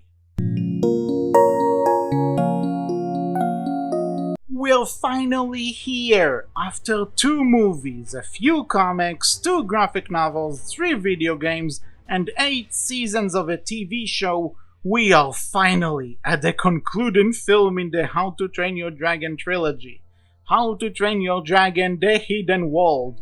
And if you thought that it took me a long time to get to it in this video, you haven't experienced the actual waiting for this movie to see the light of day. It was initially scheduled to be released in 2016, until they realized that's not enough time and they delayed it to 2017. Then, when DreamWorks went through a bunch of layoffs and restructuring, it was delayed to 2018. And then, after Universal bought DreamWorks, we finally got it in 2019. Months differ based on where you live in the world. The wait was insane, theories were flying all around, leaks were fabricated, details came and went. The wait for this movie was an experience in and out of itself. But was it worth it? Well, if only there was a straightforward answer for that question. Years from now, I am willing to bet film experts would actually debate if How to Train Your Dragon: The Hidden World is liked or despised by people, either fans or general moviegoers. And full confession, I am terrified of saying what my thoughts on the movie are because I'm sure it will make someone angry. So before I get there, let me just say that all opinions are valid, and if my opinion is different from yours, that's perfectly fine. We don't have to agree on everything, either if you're a fan or a casual viewer. With that said, I really like the movie. It has problems, which I will point out, but I think that overall it's a great ending to the series, which left me a puddle of tears when I first saw it. Okay then, I said what my general opinion on it is, let's actually get into the nitty-gritty with this thing. Set only a year after the second movie, and probably not too long after Dawn of New Riders, the film opens with Hiccup, now Chief, and Toothless, now Alpha, raiding a trapper's ship. They're of course joined by the other riders and Valka, who's monitoring them. First of all, I really like the new armor the riders have, which are all based on the respective dragon they're flying. Considering we saw Drago's fireproof clock in the second movie, this feels like the Berkians are adapting and using skills in order to make themselves fireproof. That's really cool and again shows how they grow between each movie. While this opening is different from the usual "this is Berk" narration, I actually found myself enjoying it a lot. Not just for the updated looks, but also for the camaraderie between the riders. From Snotlout showing off, the twins missing their cue, Fishlegs bringing a baby to the raid, Astrid being the badass fighter, and Hiccup trying to manage them all at the same time. Once the fight actually starts, the writing still shines. I love Hiccup and Astrid's snappy comments about how this was supposed to be a stealth mission, or how Snotlout takes credit for Hookfang saving him. In general, this opening scene felt very race to the edge in my eyes. It's the riders on a mission to save dragons from trappers while bantering and playing off each other, which I honestly think is pretty neat. Also, considering there was so much race to the edge between both movies, I think it's pretty smart to open this one with a big budget and cinematic take on a race to the edge type scenario. Now, if you're going to mention the riders shouldn't mess up that much after doing it so many times in the show, I'm getting to it. The riders free all the trapped dragons, not really, and take them back to Berk, which looks absolutely freaking gorgeous by the way. We get a different version of the "This is Berk" speech, which is now Hiccup presenting Berg to the new dragons they've rescued. Different, but works all the same to me.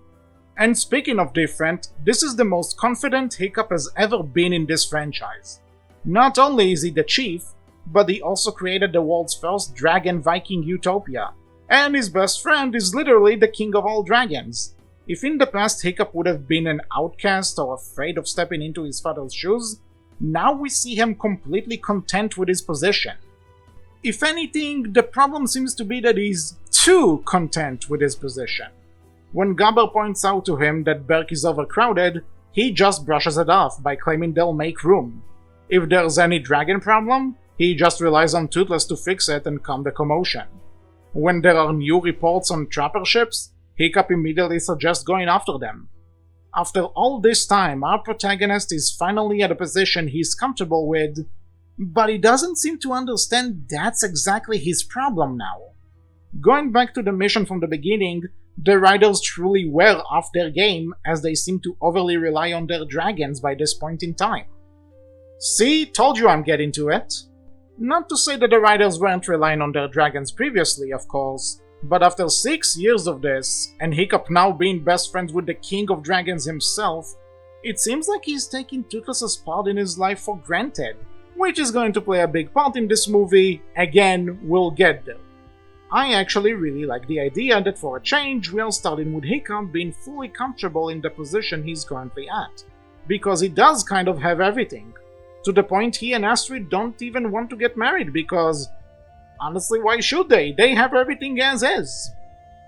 Good things can't last forever though, as Drago's warlords who command the trappers call on the help of an old friend, Grimmel the Grizzly. Where do I begin with this guy? I like Grimmel as a concept. What he's supposed to be is the answer to the question of what if Hiccup did kill Toothless in the first movie, which is a pretty interesting question to dive into and explore. Couple of problems with this, however. One, we never see it happening and we're just told about it.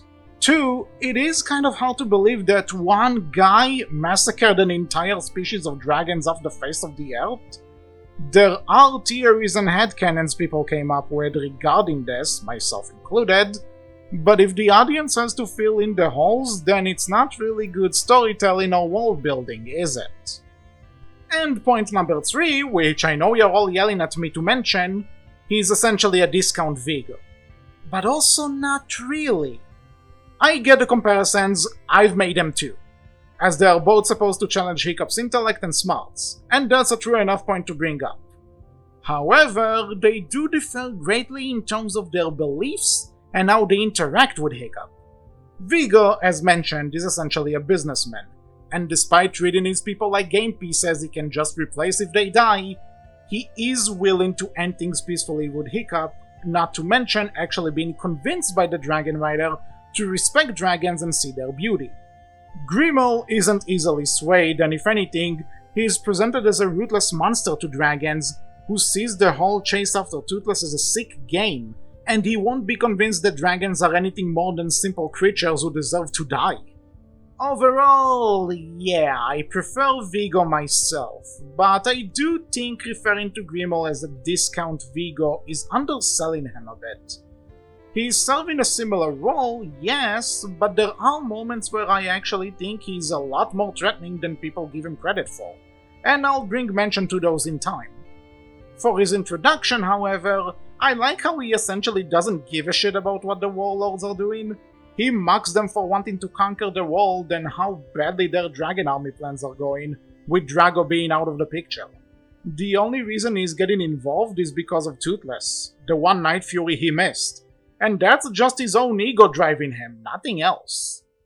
Sudden flashback to Stuik telling a young Hiccup about his future role as chief, and explaining to him about the home to all dragons, the Hidden World. Stuik mentions how the place is more than just a nest for dragons, and that it's essentially their homeland, which he intends to seal up one day in order to stop the Viking Dragon War.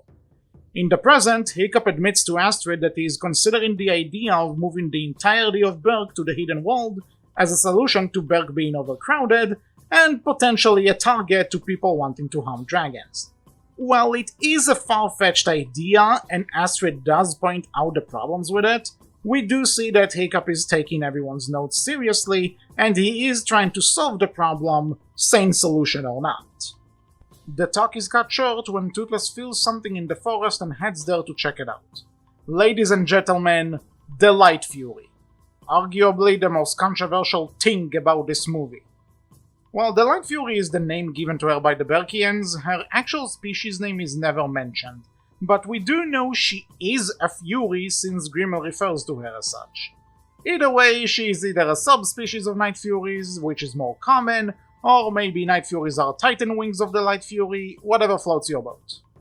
We've seen glimpses of her before, as she is cloaking herself in the opening raid, and Grimmel is presented to her as bait for Toothless. But this is the first time in which she is seen in full and is actually introduced. Now, I love scenes where two silent characters are interacting without talking, and this is such a scene. Since they're animals, dialogue between these two isn't an option, and we have to rely on their faces and actions in order to figure out the scene. We can obviously tell that the Light Fury is a wild dragon, and as such, she's quite on edge whenever Toothless approaches her. Considering how she's been trapped by humans up until this point, maybe the saddle on his back throws her off. Toothless has also become quite domesticated ever since he met Hiccup, and we see in the second movie his social skills around dragons aren't necessarily the best, so he's not sure how to approach her. And in addition to all of that, she also doesn't know how to read him as he is a Fury like her, yet he has the stuff on his back, and she can also sense that he's the Alpha Dragon, which does make her curious. Dragon flirting comes to an end when the Light Fury blasts the area Hiccup and Astrid show up at, thankfully missing. Toothless warns her not to attack because they are friends, which I guess overwhelms her and she escapes by camouflaging herself, which is a very cool trick. Toothless becomes obsessed with this new dragon, despite Hiccup's warnings about relationship being nothing but pain and misery. I still love that line, by the way. However, seeing how Toothless can't calm down about her, Hiccup decides to go look for her and Toughnut decides to accompany him in order to initiate a boy talk. So Toughnut has no real role in this movie, and is basically there as a contractual obligation and to rant about his beard, which in actuality is his hair braided together. However, I think his boy talks with Hiccup are some of the best moments in the movie. We don't really see Hiccup and Toughnut interact with each other, so giving them time to chat and be away from the others is actually a fun idea with a surprisingly fun dynamic. Toughnut is an over-the-top, exaggerated, a bit delusional blabbermouth who thinks everything he says is some sage wisdom, while Hiccup is a down-to-earth, logical, heads-on-his-shoulders dude who doesn't take Toughnut seriously. This dynamic works in my eyes. I love those scenes. They get a laugh every time I see them. The talk is interrupted. I'm starting to notice it's a really big theme in this part of the movie, when Hiccup spawns a dragon trap in the middle of the forest and a small arrow next to it. Back in the village, Hiccup orders getting scouts in the air in order to find whoever planted this trap, until Eret points out that he recognizes the arrow as Grimmel's work and warns the chief about him. Hiccup, however, is unfazed, as they have faced people like Grimmel before. Later that night, while Hiccup is looking through Stuick's notes about the hidden world, Grimmel arrives in his house to properly introduce himself. This scene is actually quite awesome, and I am going to tell you why. For one, Grimmel's entrance to the scene is very well done. We don't even see him at first until Hiccup lights the room with Inferno, showing that Hiccup has to act in order to see him, rather than Grimmel just giving himself away. Our villain then shoots Toothless with one of his darts to leave Hiccup without protection and putting him at a disadvantage. Sitting in the chief's chair also shows how much Grimmel values himself in comparison to Hiccup, taking the seat which Stuick once occupied. He then tries to play mind games with Hiccup, trying to push towards a narrative in which Stuick would have been ashamed of his son and his actions. Hiccup claims confidently that Stuick changed his mind about dragons, and Grimmel spits out, "Look where Dad got him," which you can tell by Hiccup's expression did hit some nerves. This talk between the two is so intense because they are able to counter each other with their beliefs. You can say that Grimmel is a Vigo 2.0 as much as you want, But if anything, Vigo prepared Hiccup for this very moment, when it's revealed Toothless was never present in the room, and Hiccup had an ambush ready for Grimmel, not knowing his enemy has dangerous dragons of his own, which are quite terrifying and dangerous. Grimmel gives Hiccup an ultimatum: give him Toothless or he destroys everything dear to Hiccup, starting right there and then by burning down most of Berk. Hiccup organizes a meeting where he tells the rest of the Berkians about his plan to move everyone out of Berk. This is another great scene, but it's not perfect. Starting with the great, I love seeing Hiccup actually being chief.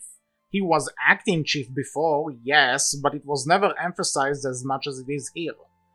The solution this time isn't to get rid of something that's out there or convince everyone to hold a boat race, but to protect his village from a lunatic who just invaded it and is proving to be a real threat. Instead of just waging war at Grimmel, however, Hiccup knows that this is an issue which requires a bigger solution, pointing out that he underestimated this enemy before and he is not willing to do it again, which does take away from his confidence that he had in the beginning. Also, it feels more in line with his character to try and find the peaceful route which doesn't involve a Viking or dragon getting hurt, rather than charge head first, especially if he's the one given the command. The solution he offers, however, is where things get a bit weird. True, Hiccup's house suffered a lot of damage and other houses were burned to the ground, but it doesn't feel like the first time Berk faced that problem, be it from a dragon attack or something in Race to the Edge, not to mention Drago's Bewilderbeast. This isn't the worst Berk has seen, not by a long shot. Moving the entire village seems like an extreme move, as some characters in the movie also point out. And while Hiccup did talk about that option beforehand with Astrid, it doesn't feel like the conclusion makes sense. Not yet, anyway. The basis for the idea I do get. Berk's overcrowded, and the target for people like Grimmel, and I get Hiccup doesn't want to risk anything, but you could have planned something, dude. I don't think the idea of leaving is fully developed. I will admit I like Hiccup's speech about how they are all Berk and how it's more than just a place, but the solution he offers does feel a bit out of left field. With dragons and equipment in tow, the Berkians leave the island and set out for the Hidden World, which does seem to be Grimmel's plan. His knowledge of the Night Furies allows him to predict the Berkians' route, and he is also counting on the Light Fury to distract Toothless, which she does. I do like the scene where she throws Hiccup off of Toothless, because in her eyes she's doing Toothless a favor. That's funny to me. Eventually, the Berkians take a break on a tall island where they decide to make their new home, which Hiccup explains again, it's just a temporary camp, not their new home. The reaction isn't favorable, which makes sense as you can't expect everyone in the village to just agree with whatever Hiccup says, so I like seeing the varied reaction to his leadership. Before we continue with the story, let's touch on Snotlout for a second. I'm pretty sure, yet again, that you are all screaming at me to talk about how he wants to get inside Valka's pants. Well, surprise, I don't think he does. Now hear me out.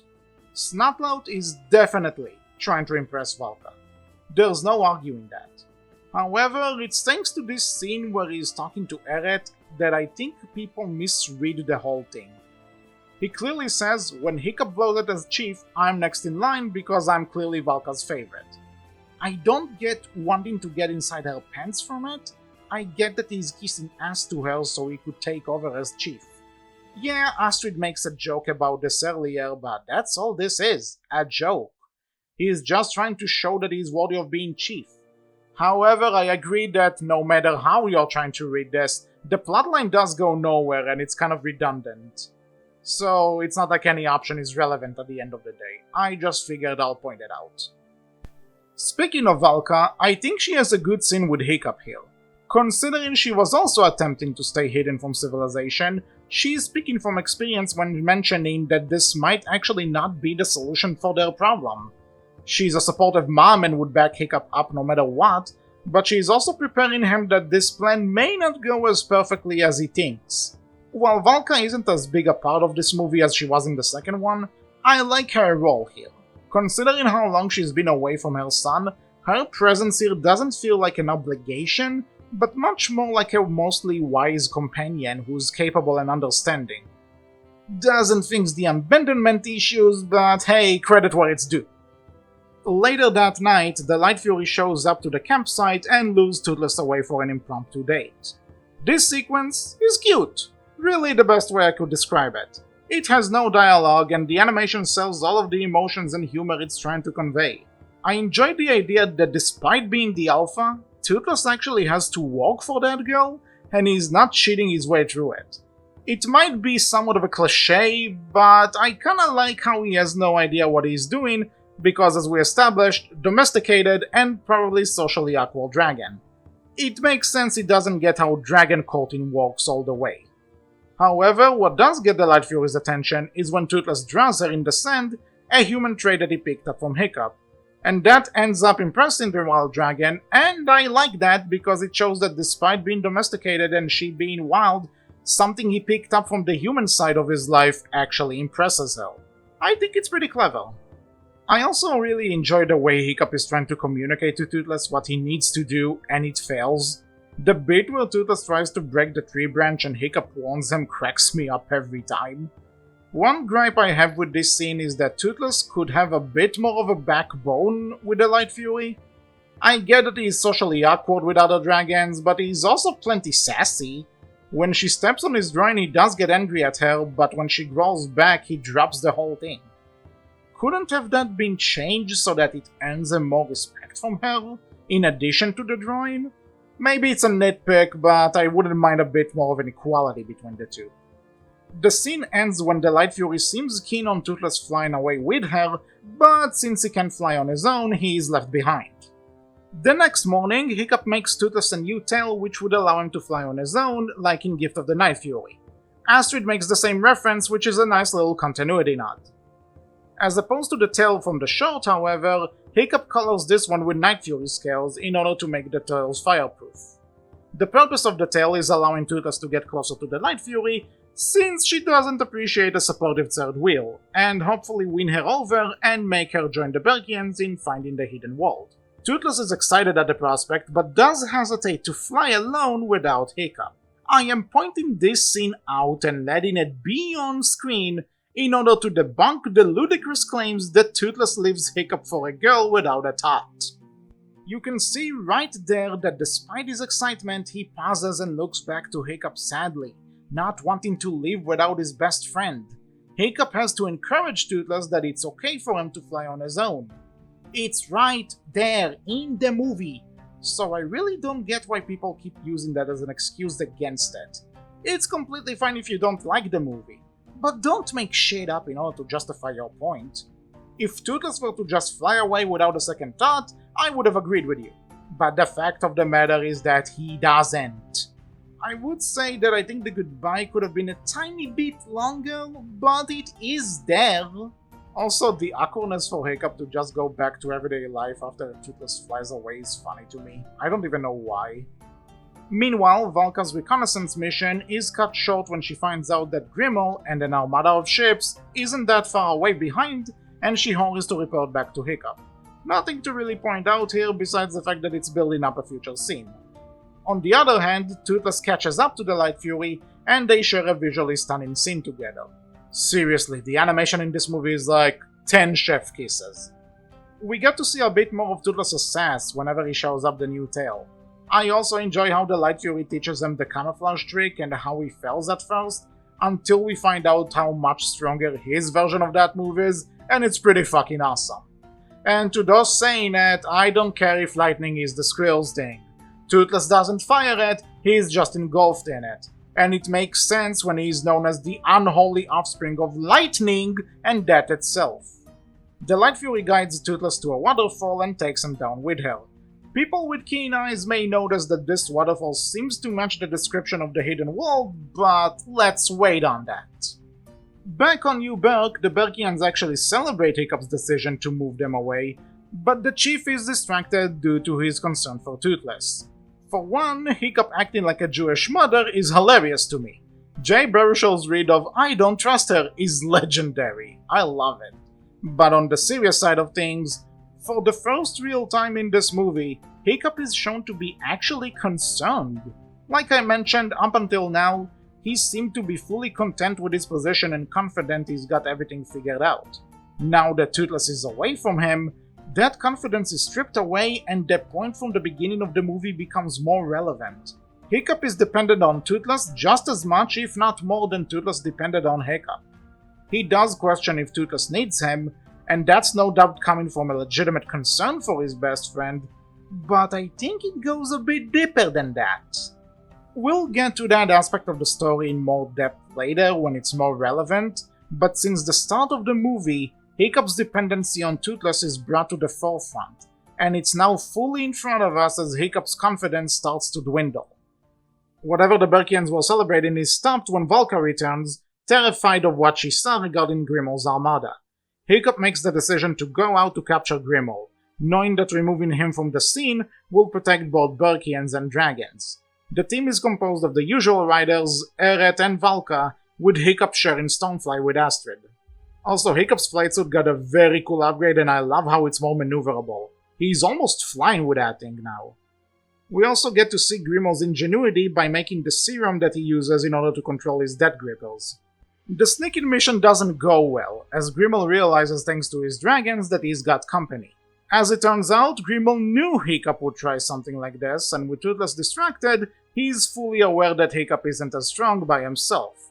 One backstory which I already talked about earlier, and an explanation to how Grimmel uses the Death Gripper's venom to control their minds later, our villain gives the command to kill the heroes. Despite the intensity, most of them escape, and even their new friend the Crimson Core Gather shows up to wreak some havoc on the fortress. You may have noticed I said most of them escaped, since Rafnat was accidentally left behind. Now, I won't lie, this is really funny. The way she just casually shows up next to Grimmel, commenting on Fishlegs carrying the baby everywhere, is so random that it cracks me up. Even his face is full of shock. It's great. Then again, as the movie points out later, how didn't Tough not notice? How did Barf not notice that only one twin made it out? You could argue that in the distraction it was hard to notice, but it's still weird. And speaking of things that are weird, let's talk about the reaction to when Hiccup says he and Toothless will save Rafnat. One guy there tells Hiccup that Toothless may not come back because of the Light Fury, which Astrid seems to support and asks Hiccup what he was expecting once he gave Toothless his freedom, causing him distraught over the prospect of his dragon may have left him for good. Okay, there's a lot to unpack here. Tagline for the freaking movie, I almost feel like. The main point I want to get across is that Toothless, by the way the movie frames it, has been gone for maybe a day, 2 at most. Isn't it a bit too early to say that he may not ever come back? If the movie framed it as if maybe a month passed or a week, then I would have said it's a fair assessment. But making that assumption after only 2 days? There would be a possibility for Toothless to return, and I believe it's a bit of a leap. However, I think what they were trying to convey here is that Hiccup can't rely on Toothless all the time, and with the dragon now able to fly on his own, he won't always be there the moment Hiccup needs him. It doesn't necessarily mean that Toothless stays away for good, or that he just forgets Hiccup, but that at some point the chief needs to realize he can't just rely on Toothless to solve all of his problems. I think that's the message they tried getting across to him, but it's worded wrong to the point I can see why people would jump to conclusions. This time I think it is the fault of the movie for not clearly establishing how much time passed and what exactly Hiccup needs to take away from the whole thing. The idea is, again, that he's over-relying on Toothless, and he needs to start relying on himself more, as Astrid and Valka observe. But he's not told that in a "you can't always rely on Toothless," as much as he's told Toothless isn't even an option for you now. Determined to help Hiccup, Astrid takes him to look for Toothless as he promises to get Rafnat back. Rafnat, however, doesn't seem to be suffering as a prisoner, and this is probably my favorite Rafnat moment in the franchise. Bar none, she's fucking hilarious in this scene. I get that Grimmel letting her go and then following her is a plan he put into action, but he doesn't get the idea until halfway through her rants. She does get to him. You can see that she's pissing him off, which makes more sense to why she would just believe he let her go. Her plan somewhat works in this predicament. At the end of the day, Grimmel is of course smarter than her, but Ruffnut was never the brains in the group, so I don't think her strategy playing against her is that big of a deal. Another big scene is happening as Hiccup and Astrid find the entrance to the hidden world, now in full view for us the audience. I love the look of this thing, just a giant hole in the middle of the ocean. If I came across that on a boat, I would have shit my pants. Stonefly takes the couple down and we are introduced to the visual marvel that is the hidden world itself. This sequence is breathtaking, from the design of the place itself to the colors and all the dragons flying around. This sequence is always a spectacle. After dismounting Starfly, Hiccup and Astrid notice Toothless, and now the dragons of the hidden world are celebrating their alpha. You can also see Dragos Bewilderbeast there alongside other Light Furies, and I think it's really cool. This part, for having close to no dialogue, is showing us a lot. We get to see Toothless officially embrace his role as the Alpha Dragon. It's no longer a matter of telling a dragon to do this or that, he's taking control in the actual home of dragonkind. For being the last of his species alive and having social skill issues, this is a really satisfying moment for Toothless. I kinda feel proud of him. We also get to see that the Light Fury taught him some of the traditional courting methods for dragons, as he is aware of how to do it now, luring him more into the wild and away from the domesticated life he's been living. Seeing all of that makes Hiccup realize that Toothless has other duties now, and I want to talk about it before moving on. The reason Toothless became the Alpha Dragon to begin with was in order to protect Hiccup, right? He was never meant to be the king of all dragons, unlike how it was always expected of Hiccup to become chief. Hiccup saw that as ultimate reassurance Toothless has his back, and Toothless would always live up to that as we saw and will see. But when push comes to shove, the Alpha Dragon wouldn't belong on just one island and do whatever his friend would tell him to do. Considering Hiccup's confidence comes from Toothless's presence in his life, it makes it heart-wrenching to know that the role Toothless now has, because he protected Hiccup, also means he'd have to stay away from Hiccup because all of the responsibility this role carries. Disheartened but understanding, Hiccup tells Astrid they should leave, but not before they are spotted by a wild Rumblehorn. Hiccup tries to tame it, but it turns out that the dragons in the hidden world aren't all that welcoming to humans, and it starts chasing them. Now, this is supposed to convey to us that humans don't belong in the hidden world, and thus Hiccup's grand plan of moving Berk into it becomes irrelevant. Well, besides one line of dialogue which we'll get to later, this plan is never brought up again. It's almost like the movie straight up forgot about it. For being such a big part of the plot of the movie and the reason they left old Berk to begin with, this was surely tossed aside like nothing. Toothless notices the dragon going berserk and orders them to not attack his human friends, even beating some of them up while doing so. Again, what was it about Toothless neglecting Hiccup? I am probably seeing a different movie here. This leads to another great flashback scene with Stoic and young Hiccup. When asked if he's going to find his son another mother, Stoic claims that he doesn't want another woman because he loved Valka so much, and that with love sometimes comes loss, part of the deal. It's a great lesson to teach and it's conveyed well in this instance, but it strikes me as too rushed. If Hiccup is supposed to learn how to let go of Toothless, then this scene is definitely doing its job and then some. However, it never felt like Hiccup and Toothless parting ways was fully established until maybe 10 minutes ago, when it's first mentioned to Hiccup Toothless may never come back. And the next we heard about it was less than a minute ago. Where did that come from? This just feels incredibly rushed and the scene afterwards really drives it home. Toothless brings Hiccup back to New Berk and notice how, while sad, he doesn't fly away immediately. He stays by Hiccup's side and you can read his expression as either one of sadness, knowing he won't see the Light Fury again because Hiccup needs him, or one of asking forgiveness of his friend for everything that happened. Whichever way you want to read into it, Hiccup reassures Toothless the hidden world is where he belongs while the Berkians don't belong there. That one simple line, "we don't," is the closure of the whole idea of moving Berk away. That's pretty lame, I can't lie to you. Such a big plot point and we throw it away with just 2 words. I will say though that as rushed and sudden as the idea of saying goodbye feels, I feel like Hiccup approaches it with maturity and understanding. He's even about to tell Toothless they'll find a way to maybe see each other before it's revealed the Light Fury followed them back to New Belk. Everyone seems happy about it to the point Hiccup says we don't have to say goodbye after all. And that still sounds so weird, like this idea wasn't processed at all. With the kind of perfect timing, honestly, Ravna shows up to the scene, telling Hiccup and Astrid that Grimmel let her go because she annoyed him. Hiccup asks her if she was followed, but when she says she doesn't look back, he realizes Toothless is in danger. The Light Fury attempts to escape and Grimmel shoots her down. Toothless attempts to attack, but Grimmel paralyzes him as well. I recall seeing somewhere that they dumped Toothless down here, but how exactly? He didn't see Grimmel was even there until he stepped into the clearing, and he's clearly charging his blast. Let's not forget that Grimmel is experienced in hunting Night Furies. Far-fetched idea or not, he would know how to best one. With Toothless and the Light Fury captured, Grimmel uses that and Toothless's commands to not attack as a way to deliver all of Berg's dragons to the warlords. Feeling defeated, Astrid attempts to comfort Hiccup in a scene which I believe is very real.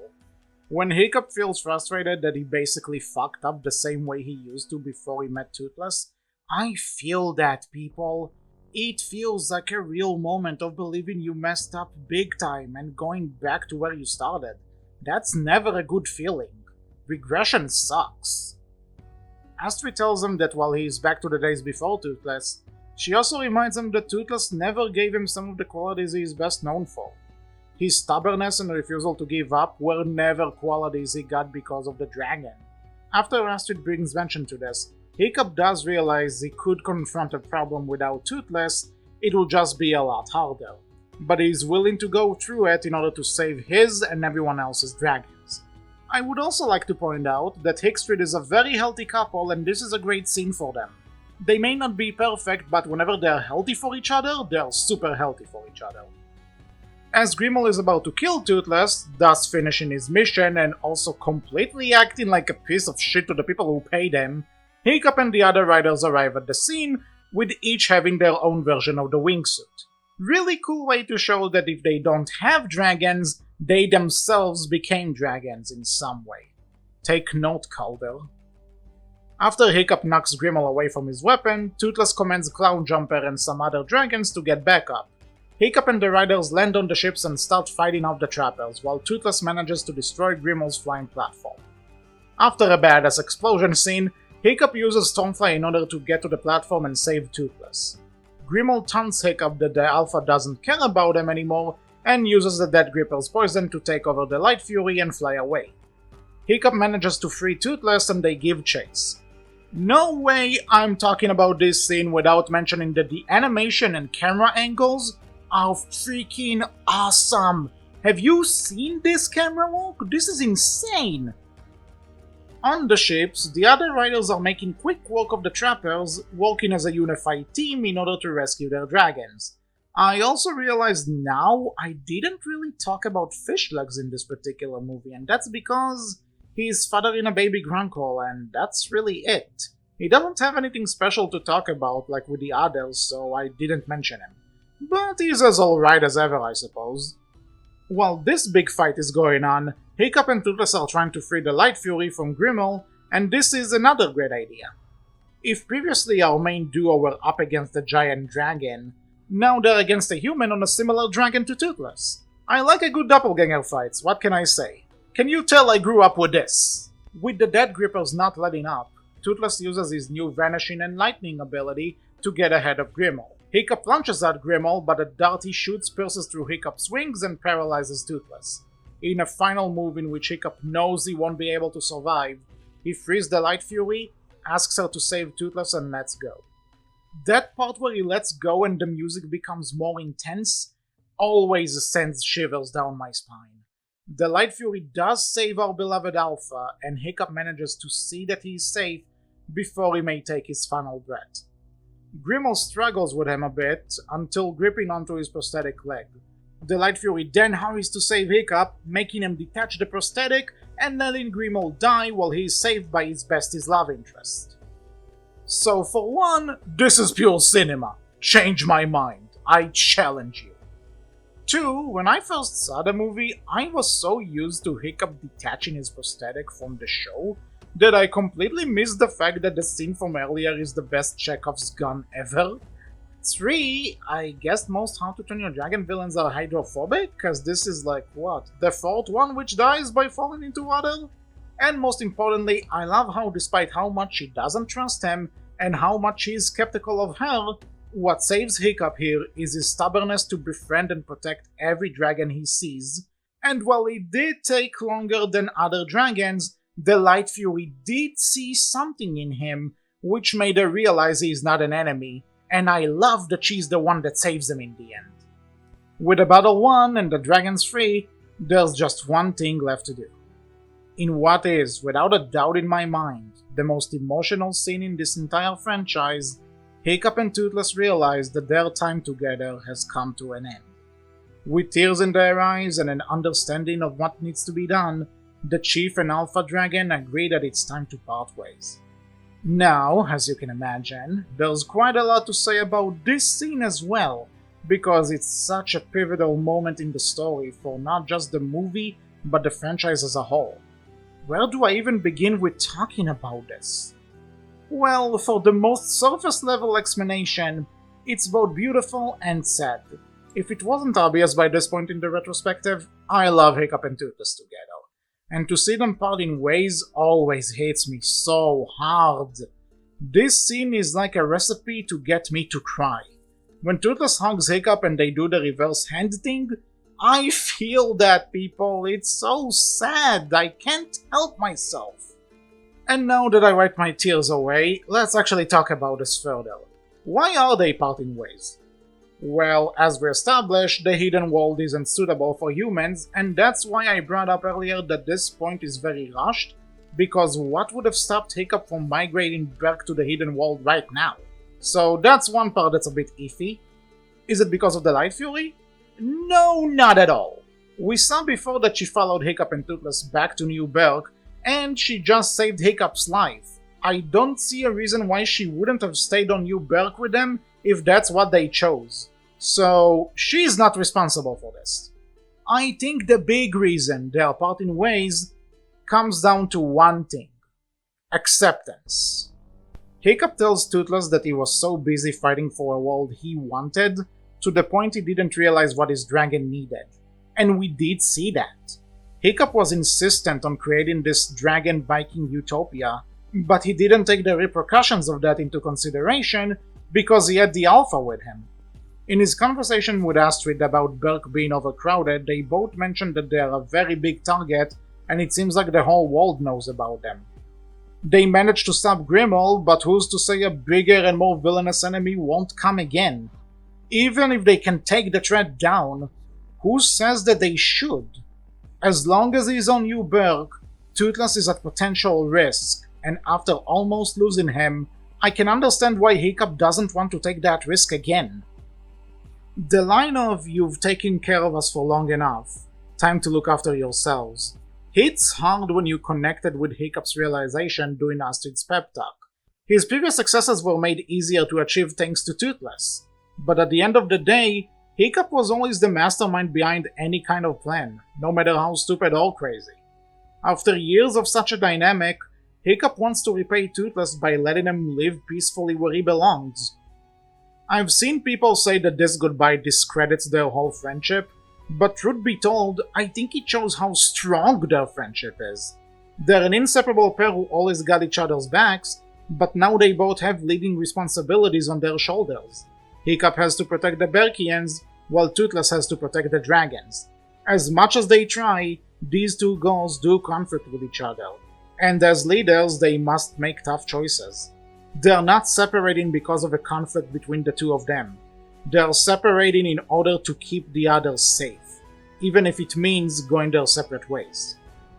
As someone who's had the misfortune to cut ties with friends he was really close with, I can assure you that it was never because of good intentions. It was because of a fight or argument which happened for reasons I'm not going to discuss. This goodbye isn't on any bad terms, and the fact that it's so tearful for them shows that this isn't an easy decision for them to make. These two love each other and are willing to make hard choices for each other. And sadly, sometimes the best thing you can do for a person you love is to let them go. I probably won't convince anyone who doesn't like the movie, but I'm standing by my explanation as to why I think this whole scene is beautiful, sad, and a fitting end to their journey. Also, notice how Toothless is the last one who leaves, again, waiting for approval from Hiccup to go. That hurts, man. Before moving on, I want to point out a criticism I saw in which the promotional material referred to Hiccup and Toothless as the friendship of a lifetime, while in canon they've only been together for 6 years. That's a fair point, but I have to preface that, at least the way I see it, it doesn't mean that it's lasting a lifetime, but that a bond like that only happens once in a lifetime. We'll get to that more in a second, but I just figured I'd point it out now. We time skip, I'm assuming, because of how much more well-established New Berk is now, to Hiccup and Astrid's wedding. Finally is probably what most people think, and I definitely agree. They're finally married, hallelujah! Also, I love how the first movie's poster is carved into the Stoic statue. We are also getting a big implication that Fishlegs essentially ends up with Roughnut. I told you that the Race to the Edge plot will come back and it will be funny, I told you! And there are also hints throughout the movie that Gabber and Eret are a thing, which is also cool. Happy ending, with some sadness, until we get to the epilogue. Even more years later, Hiccup and Astrid now have 2 kids. I know their names are Zephyr and Nothing, but as of this movie they are unnamed. Hiccup is also following in his father's footsteps and grows a beard which doesn't look too shabby. The family takes a boat trip to the Hidden World where at the entrance, a familiar dragon awaits with its own family. Toothless lands on the ship with a threatening Todd, wanting to protect the Hidden World, but after recognizing who's in front of him, he tackles Hiccup with joy. I love how well the suspense is built in regards to if Toothless actually forgot Hiccup, but of course he didn't! How could he? I love this reunion so much! Also yeah, friendship of a lifetime? I'm pretty sure remembering your human best friend after 10 years apart counts. Hiccup introduces his kids to Toothless and they go on another flight together, children in tow. I also love the baby nightlights, they are adorable. With one more narration from Hiccup about how the world believes dragons are no more and that Berk will keep the secret until it's time for them to return, the trilogy has concluded. The credits play with a touching song by Yonsei and a montage of clips with Hiccup and Toothless from all 3 films. It really hits the sentimental points for me. What a great finish! So yeah, in case you're wondering, I still like this movie a lot. I think you can already see that this is the longest part in the retrospective, and that should speak for the movie's strengths. But the other reason why this is the longest part of this retrospective is because I wanted to point out the legit problems I do have with it, and to not make it sound like I'm just trying to discredit every criticism the movie gets. This movie is rushed in places, and some things I would consider small issues pile up in the end. It doesn't make the film bad in my opinion, but yeah, some more time dedicated to those plot points could have helped in the long run. I know this movie is quite controversial in the fan base, and like I mentioned, I'm not trying to convert anyone from disliking it. You do you, as long as we respect each other. But I also hope I got my points across as to why I do enjoy it anyway. That's all I'm asking for. But you all know we're not done just yet. We still got one more adventure to go through. Just one more short film before we end this journey. So let's not waste any more time and head right into... Here we are, the final stop. Shortly after the release of The Hidden World, talks started about another How to Train Your Dragon short film starring Hiccup and Toothless. Considering the franchise was all but over and one of the spin-off shows already started airing at that time, this did come out as a bit of a surprise. Nevertheless, I don't think anyone objected to one more short film themed around Snuggletug, especially if it took place after the third movie. You know, a nice little epilogue to the main course. Fun fact, this whole thing was leaked online weeks before it was actually released. At first it was only in Spanish, which didn't deter fans from watching it, even if they didn't know Spanish. But the English version soon followed, and then the official release happened.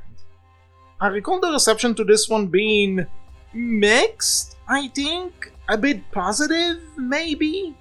I guess we should say right from the get-go that this ain't Gift of the Night Fury, nor does it come close to it. But I don't think it's bad. Before we start getting into the plot properly, however, I want to talk about some of the technical stuff in this special. Am I the only one who finds the animation weird? It's not bad at all, do not misunderstand me. What makes it weird is that the short film doesn't really seem to know if it has the budget of the feature films, like the first 3 shorts did, or if it's a glorified extra episode of the TV show like Dawn of the Dragon Races. It definitely looks nicer than an episode of the show would, and stuff like character models, facial expressions, and comedic timing are great, but it still feels a tier lower than the movie's quality. Again, nothing terrible, just a bit uncanny, and it's pretty obvious where corners were cut due to the budget. On that note, where the hell are Valka and Eret doing this special? They were there when Hiccup and Astrid got married, and they were building up that Eret and Gobber may be a thing. So what happened to them? Did they retire somewhere? Did they go on vacation? Did they die? Was it really hard to just find a way to include them? Granted, it's not like the other writers get that much screen time, but if you could squeeze those in, then what about 2 more? Was a throwaway line really that hard to fit in? Oh well, again, this isn't much of a problem in the long run, but it's still a weird omission, so... yeah. With that said, we get to know Hiccup and Astrid's kids a lot more, and they're very fun characters. I love how Zephyr is the perfect combination of Hiccup's ingenuity and Astrid's warrior spirit.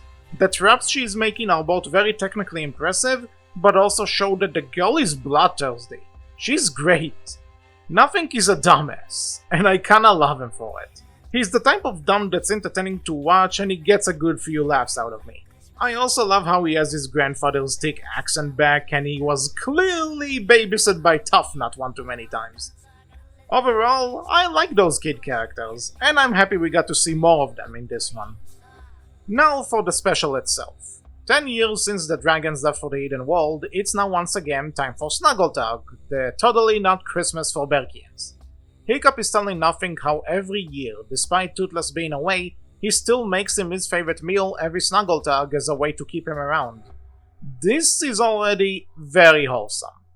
The less wholesome part starts when Zephyr tells her parents that she came across some of Stuik's old books, which describe the dragons as dangerous monsters, and she confronts them about it. I suppose Hiccup regrets bringing some of those old books with them to Newberg, as now he and Astrid have to face their eldest daughter, questioning the creatures. She even convinces Nothing that dragons are dangerous and assigns him to test her dragon traps in case any arrive. Hiccup is, of course, saddened by the fact his own kids don't understand how awesome dragons are, and Astrid brings up an idea that they should bring back an old Snuggletug pageant they used to have back on Old Berg. Hiccup agrees to give it a shot, but does lament that all the dragon talk makes him miss Toothless, and he's wondering if the dragon misses him as well. The answer is, of course, yes, as we cut to the Hidden World where Toothless spends his off time drawing Hiccup in the sand. And he did get a lot better, you gotta give the dragon a credit. The Nightlights and Light Fury check on his drawings as the kids question what kind of dragon their father drew. With more drawings, Toothless tells his kids about his human best friend, which fascinates one of them. While not named in the special itself, the one with the black back and white belly is a female named Dart, the one who's mostly black but has white legs is a male named Rough Runner, and the one who's mostly white is another male named Pouncer. For the sake of convenience, I'll refer to them by those names going forward. Something that I find interesting in this scene is that the Light Fury seems comfortable with the idea of her kids knowing about Hiccup, but she also acts slightly teasingly towards Toothless missing him. Not in a mean way, however. It appears to me that she tries to cheer him up and not drown him in sadness, kinda like how Astrid does with Hiccup sometimes. With the family heading back to their cave in the hidden world, Dart finds her dad's tales fascinating, and is mesmerized by the drawing. She definitely takes over her dad's curiosity, while the other two boys just fight each other as siblings tend to do. The next day on New Berk, a bunch of kids are seen throwing rocks at the statue honoring Stuik, as obviously they don't know him at all. Gobber stops them, of course taking offense to the fact the newer generation of Vikings doesn't remember his late best friend as he does. When Hiccup and Astrid approach him with the idea to bring back the Snuggletag pageant, he of course agrees, as it will help remind people of Stuik's greatness. However, when they read the play from back in the day, they found out that it didn't age well at all, and doesn't convey what they want. Also, am I sick for finding Hiccup's PTSD flashbacks kind of funny? What if that's the reason he couldn't kill Toothless in the first movie? That pageant freaking traumatized him, the poor thing! With Gobber rewriting the pageant to be more in line with the current vision, Hiccup is at work making a Toothless animatronic which he intends to make so real that Zephyr would have to change her mind about him. Things start to go downhill for the play once Hiccup reads the script and finds out that Gobber is taking some liberties with the events. The pageant portrays Hiccup as the lost loser, played by Tough Nut, and Stuik as the one who tamed the dragon. I have to admit that Astrid confusing her own husband with Tough in a terrible Hiccup cosplay is kind of hilarious. It's unbelievable as shit, but I think that's what gets me. Also, who knew Fishlegs was so good at imitating Stuik? Gobber, of course, can't spot talent though, and he takes on the role of Stuik himself. Now, despite finding Hiccup's frustration with the play funny, I also can't help but find that plot point extremely frustrating. Hiccup changed Berk for the better by bringing peace, and this is the kind of respect you show him for that? I get that Gobber is biased towards his friend, and part of the idea of the show is reminding everyone of Stuik's greatness, but not at the expense of Hiccup's contribution to Berk. Now, I'm aware this is part of the joke, as Hiccup himself complains about this in the plot, but at one point does it stop being funny and starts being aggravating for longtime fans? Not sure what the writers were trying to do with this thing. Meanwhile, Dart convinces her brothers to follow her outside of the hidden world and trying to find this guy Toothless told them about. Not surprisingly, Toothless and the Light Fury find out, and I really like the way in which they act like stressed out parents. The Nightlights do make it to New Berk as everyone is getting ready for the pageant, and they even manage to get a glimpse of Hiccup. They succeed in staying hidden from the Vikings and even get a good seat to watch the pageant begin. Considering the idea of baby Toothlesses is adorable as all hell, I am glad we get to spend time with those little guys, and they're just as adorable as you would imagine. They have plenty of personality, again without any words, and I like how two of them are always fighting each other and one is keeping them in check. My headcanon is that Dart is going to take over from Toothless as the Alpha Dragon. Change my mind.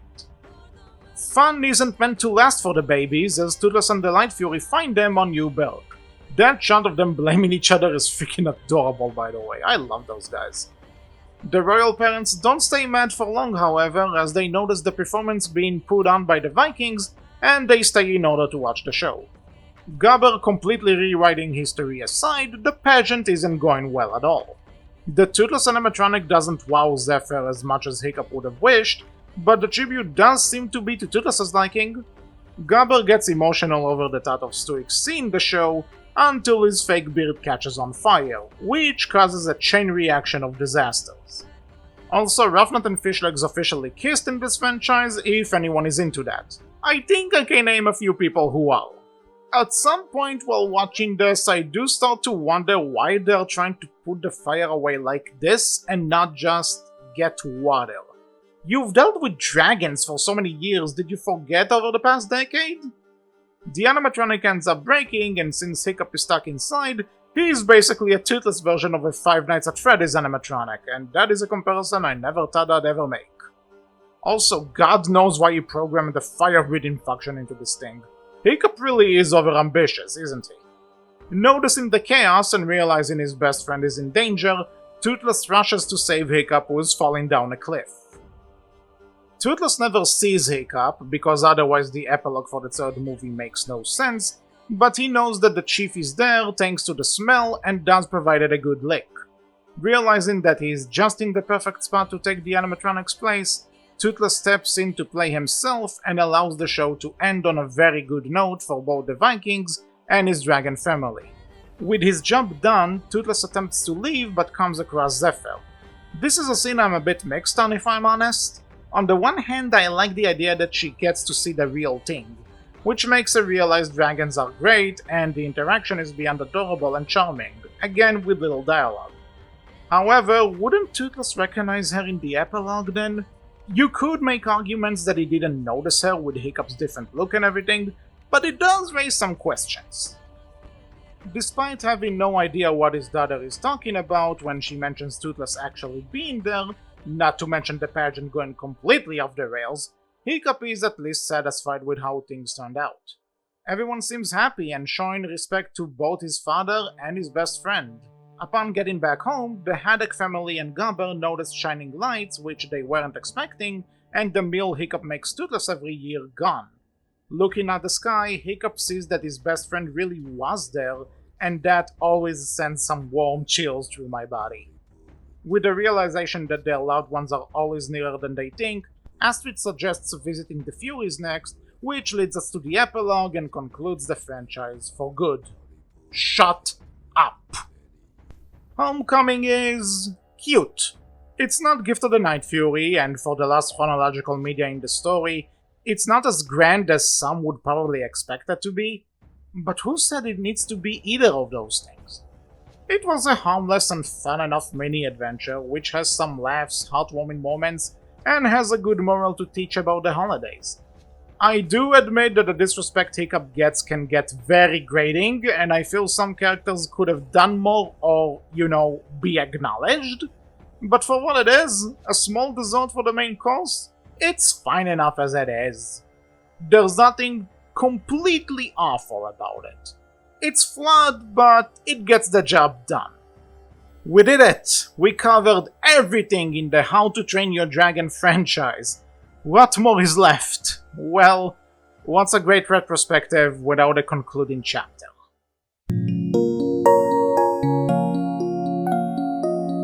We're finally here, aren't we? The ending to this long retrospective which tried to cover everything How to Train Your Dragon related. Thanks for watching thus far if you made it here. And I also assume that you're wondering to yourself if I'm aware that I skipped some things in this video. Well, yes, I am aware. I'm aware there are several phone games like School of Dragons, Rise of Berk, and Titan Uprising, but my experience with them is honestly close to none. I did sample them, but those kinds of games aren't really my thing, so I lost interest pretty quickly, and I didn't think it was fair to any of those games if I just said, I tried them, not for me. Not to disrespect any fans of those games out there.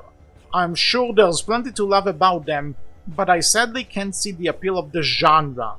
It's not a game problem, it's a me problem. I can't get into these types of games, and I don't think it would have been fair to just say, I don't like this because it's not my thing, so the games suck. Enjoy them, I'm sure there's a lot to love. They're just not my thing personally, so I didn't have much to say. I did play that Tap Dragon Drop thing on iOS, and it's fine, I guess? Again, another genre which I get the gist of after a day or two, and then I forget about it. So there wasn't much to say on it either. That Wild Skies game, which was on the Cartoon Network website, looked really sick, but alas, I haven't heard of it until after it was shut down. So, no experience, sadly. There was another DreamWorks racing game, which thankfully doesn't let Toothless drive, though I'm not sure Hiccup's cart having Toothless's head on it is less disturbing. Both Hiccup and Astrid are playable this time, and I guess it's okay. I haven't played it, but it looks more playable than the other one, so let me know. And just for the sake of formalities, yes, I did watch the stuff which came after. Somewhere between The Hidden World and Homecoming, Dragon's Rescue Riders premiered, and do I even need to say anything? It's a show aimed at very young children, it's not canon to the movies, and the dragons freaking talk. Yes, I'm aware they're speaking Dragonese and only the two main kids understand them, but they have voice actors, ergo they talk. Considering this show is aimed at very young children, I'm obviously not the target audience for it, And I'm not going to bash it for what it is, because that's not fair. It's doing its own thing and there's nothing wrong with it existing. Winger is a piece of shit though, and anyone who praises him shall answer to me. The 9 realms. The 9 fucking realms. A lot of other YouTubers have already done a great job explaining why this show is such a piece of dragon poop, so I don't feel the obligation to talk about it anymore. To be fair, if I were to cover the 9 realms in depth, it needs to be its own video, which I don't feel mentally ready to make at the time, so maybe whenever my sanity is completely out the window.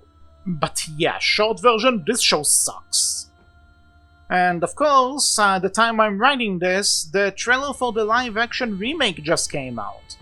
The movie itself may be out or close to being out by the time I upload this, but as of right now, I am not excited about this at all.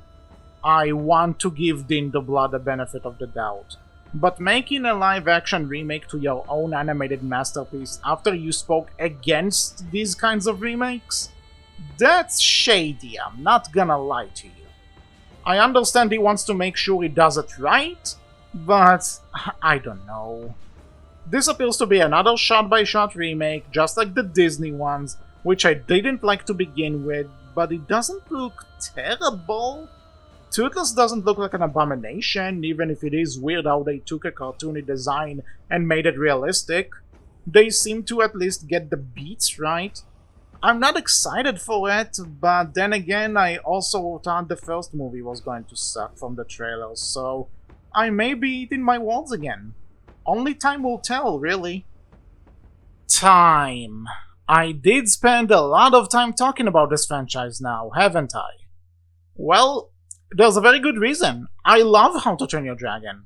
Even if not every part of it is as great as other parts, and even if Universal and DreamWorks are squeezing this franchise dry, I still love How to Train Your Dragon. How could I not love it when I spent so much time talking about it in such detail? And to think I almost wrote the first movie off because of its terrible trailer. If you were to tell me back then how big of a part this franchise would play in my life, I would have tied you to a mast and shipped you off for a fear you'd gone mad. But that's exactly what happened. From the movies to the show to the comics to whatever else, How to Train Your Dragon is one of my favorite franchises ever. During the time Race to the Edge was airing, I started a podcast themed around How to Train Your Dragon called The Bearcast, where we covered everything about the franchise, including the recent spin-offs. And you could check it out for more in-depth discussions in case this video isn't enough for you for some reason. Starting that podcast helped me meet some extremely talented and kind people who I had the pleasure of saying I got to know. Hell, some of them have even become amazing friends who I can't imagine my life without. When The Hidden World came out, I even got to meet some of those friends in real life when we all went to see it together. We were all from different countries around the world, and yet we all came together thanks to this one franchise. Some guy actually had us all sign his poster, and to this day, it's one of the most unique and awesome experiences I've ever had in any fandom. No matter what Universal and DreamWorks do with this franchise, it could never replace the wonderful connections, unforgettable experiences, and some of the kindest people I've ever had the pleasure of knowing. It's hard to believe it's already been 15 years since this franchise debuted, but those were 15 years I would never give up. I want to close this video with the biggest lesson I took away from this franchise. Don't be afraid to take a chance. First impressions aren't always everything, and it's important and beneficial to be open-minded. Hey, you may never know! Something you were afraid of could be the answer to your problems. This person everyone is warning you about could end up being your best friend. And a movie you thought was going to be a lackluster waste of time could be one of the most important things in your life, which you would cherish forever. To those watching this, regardless if you're a stranger, one of those friends I mentioned earlier, a friend I met outside of the Dragons fandom who would listen to me talk about it all the time, or on the off chance you've actually worked on this franchise in some capacity, thank you for being a part of this journey. I'm HC, and my life wouldn't have been the same without dragons.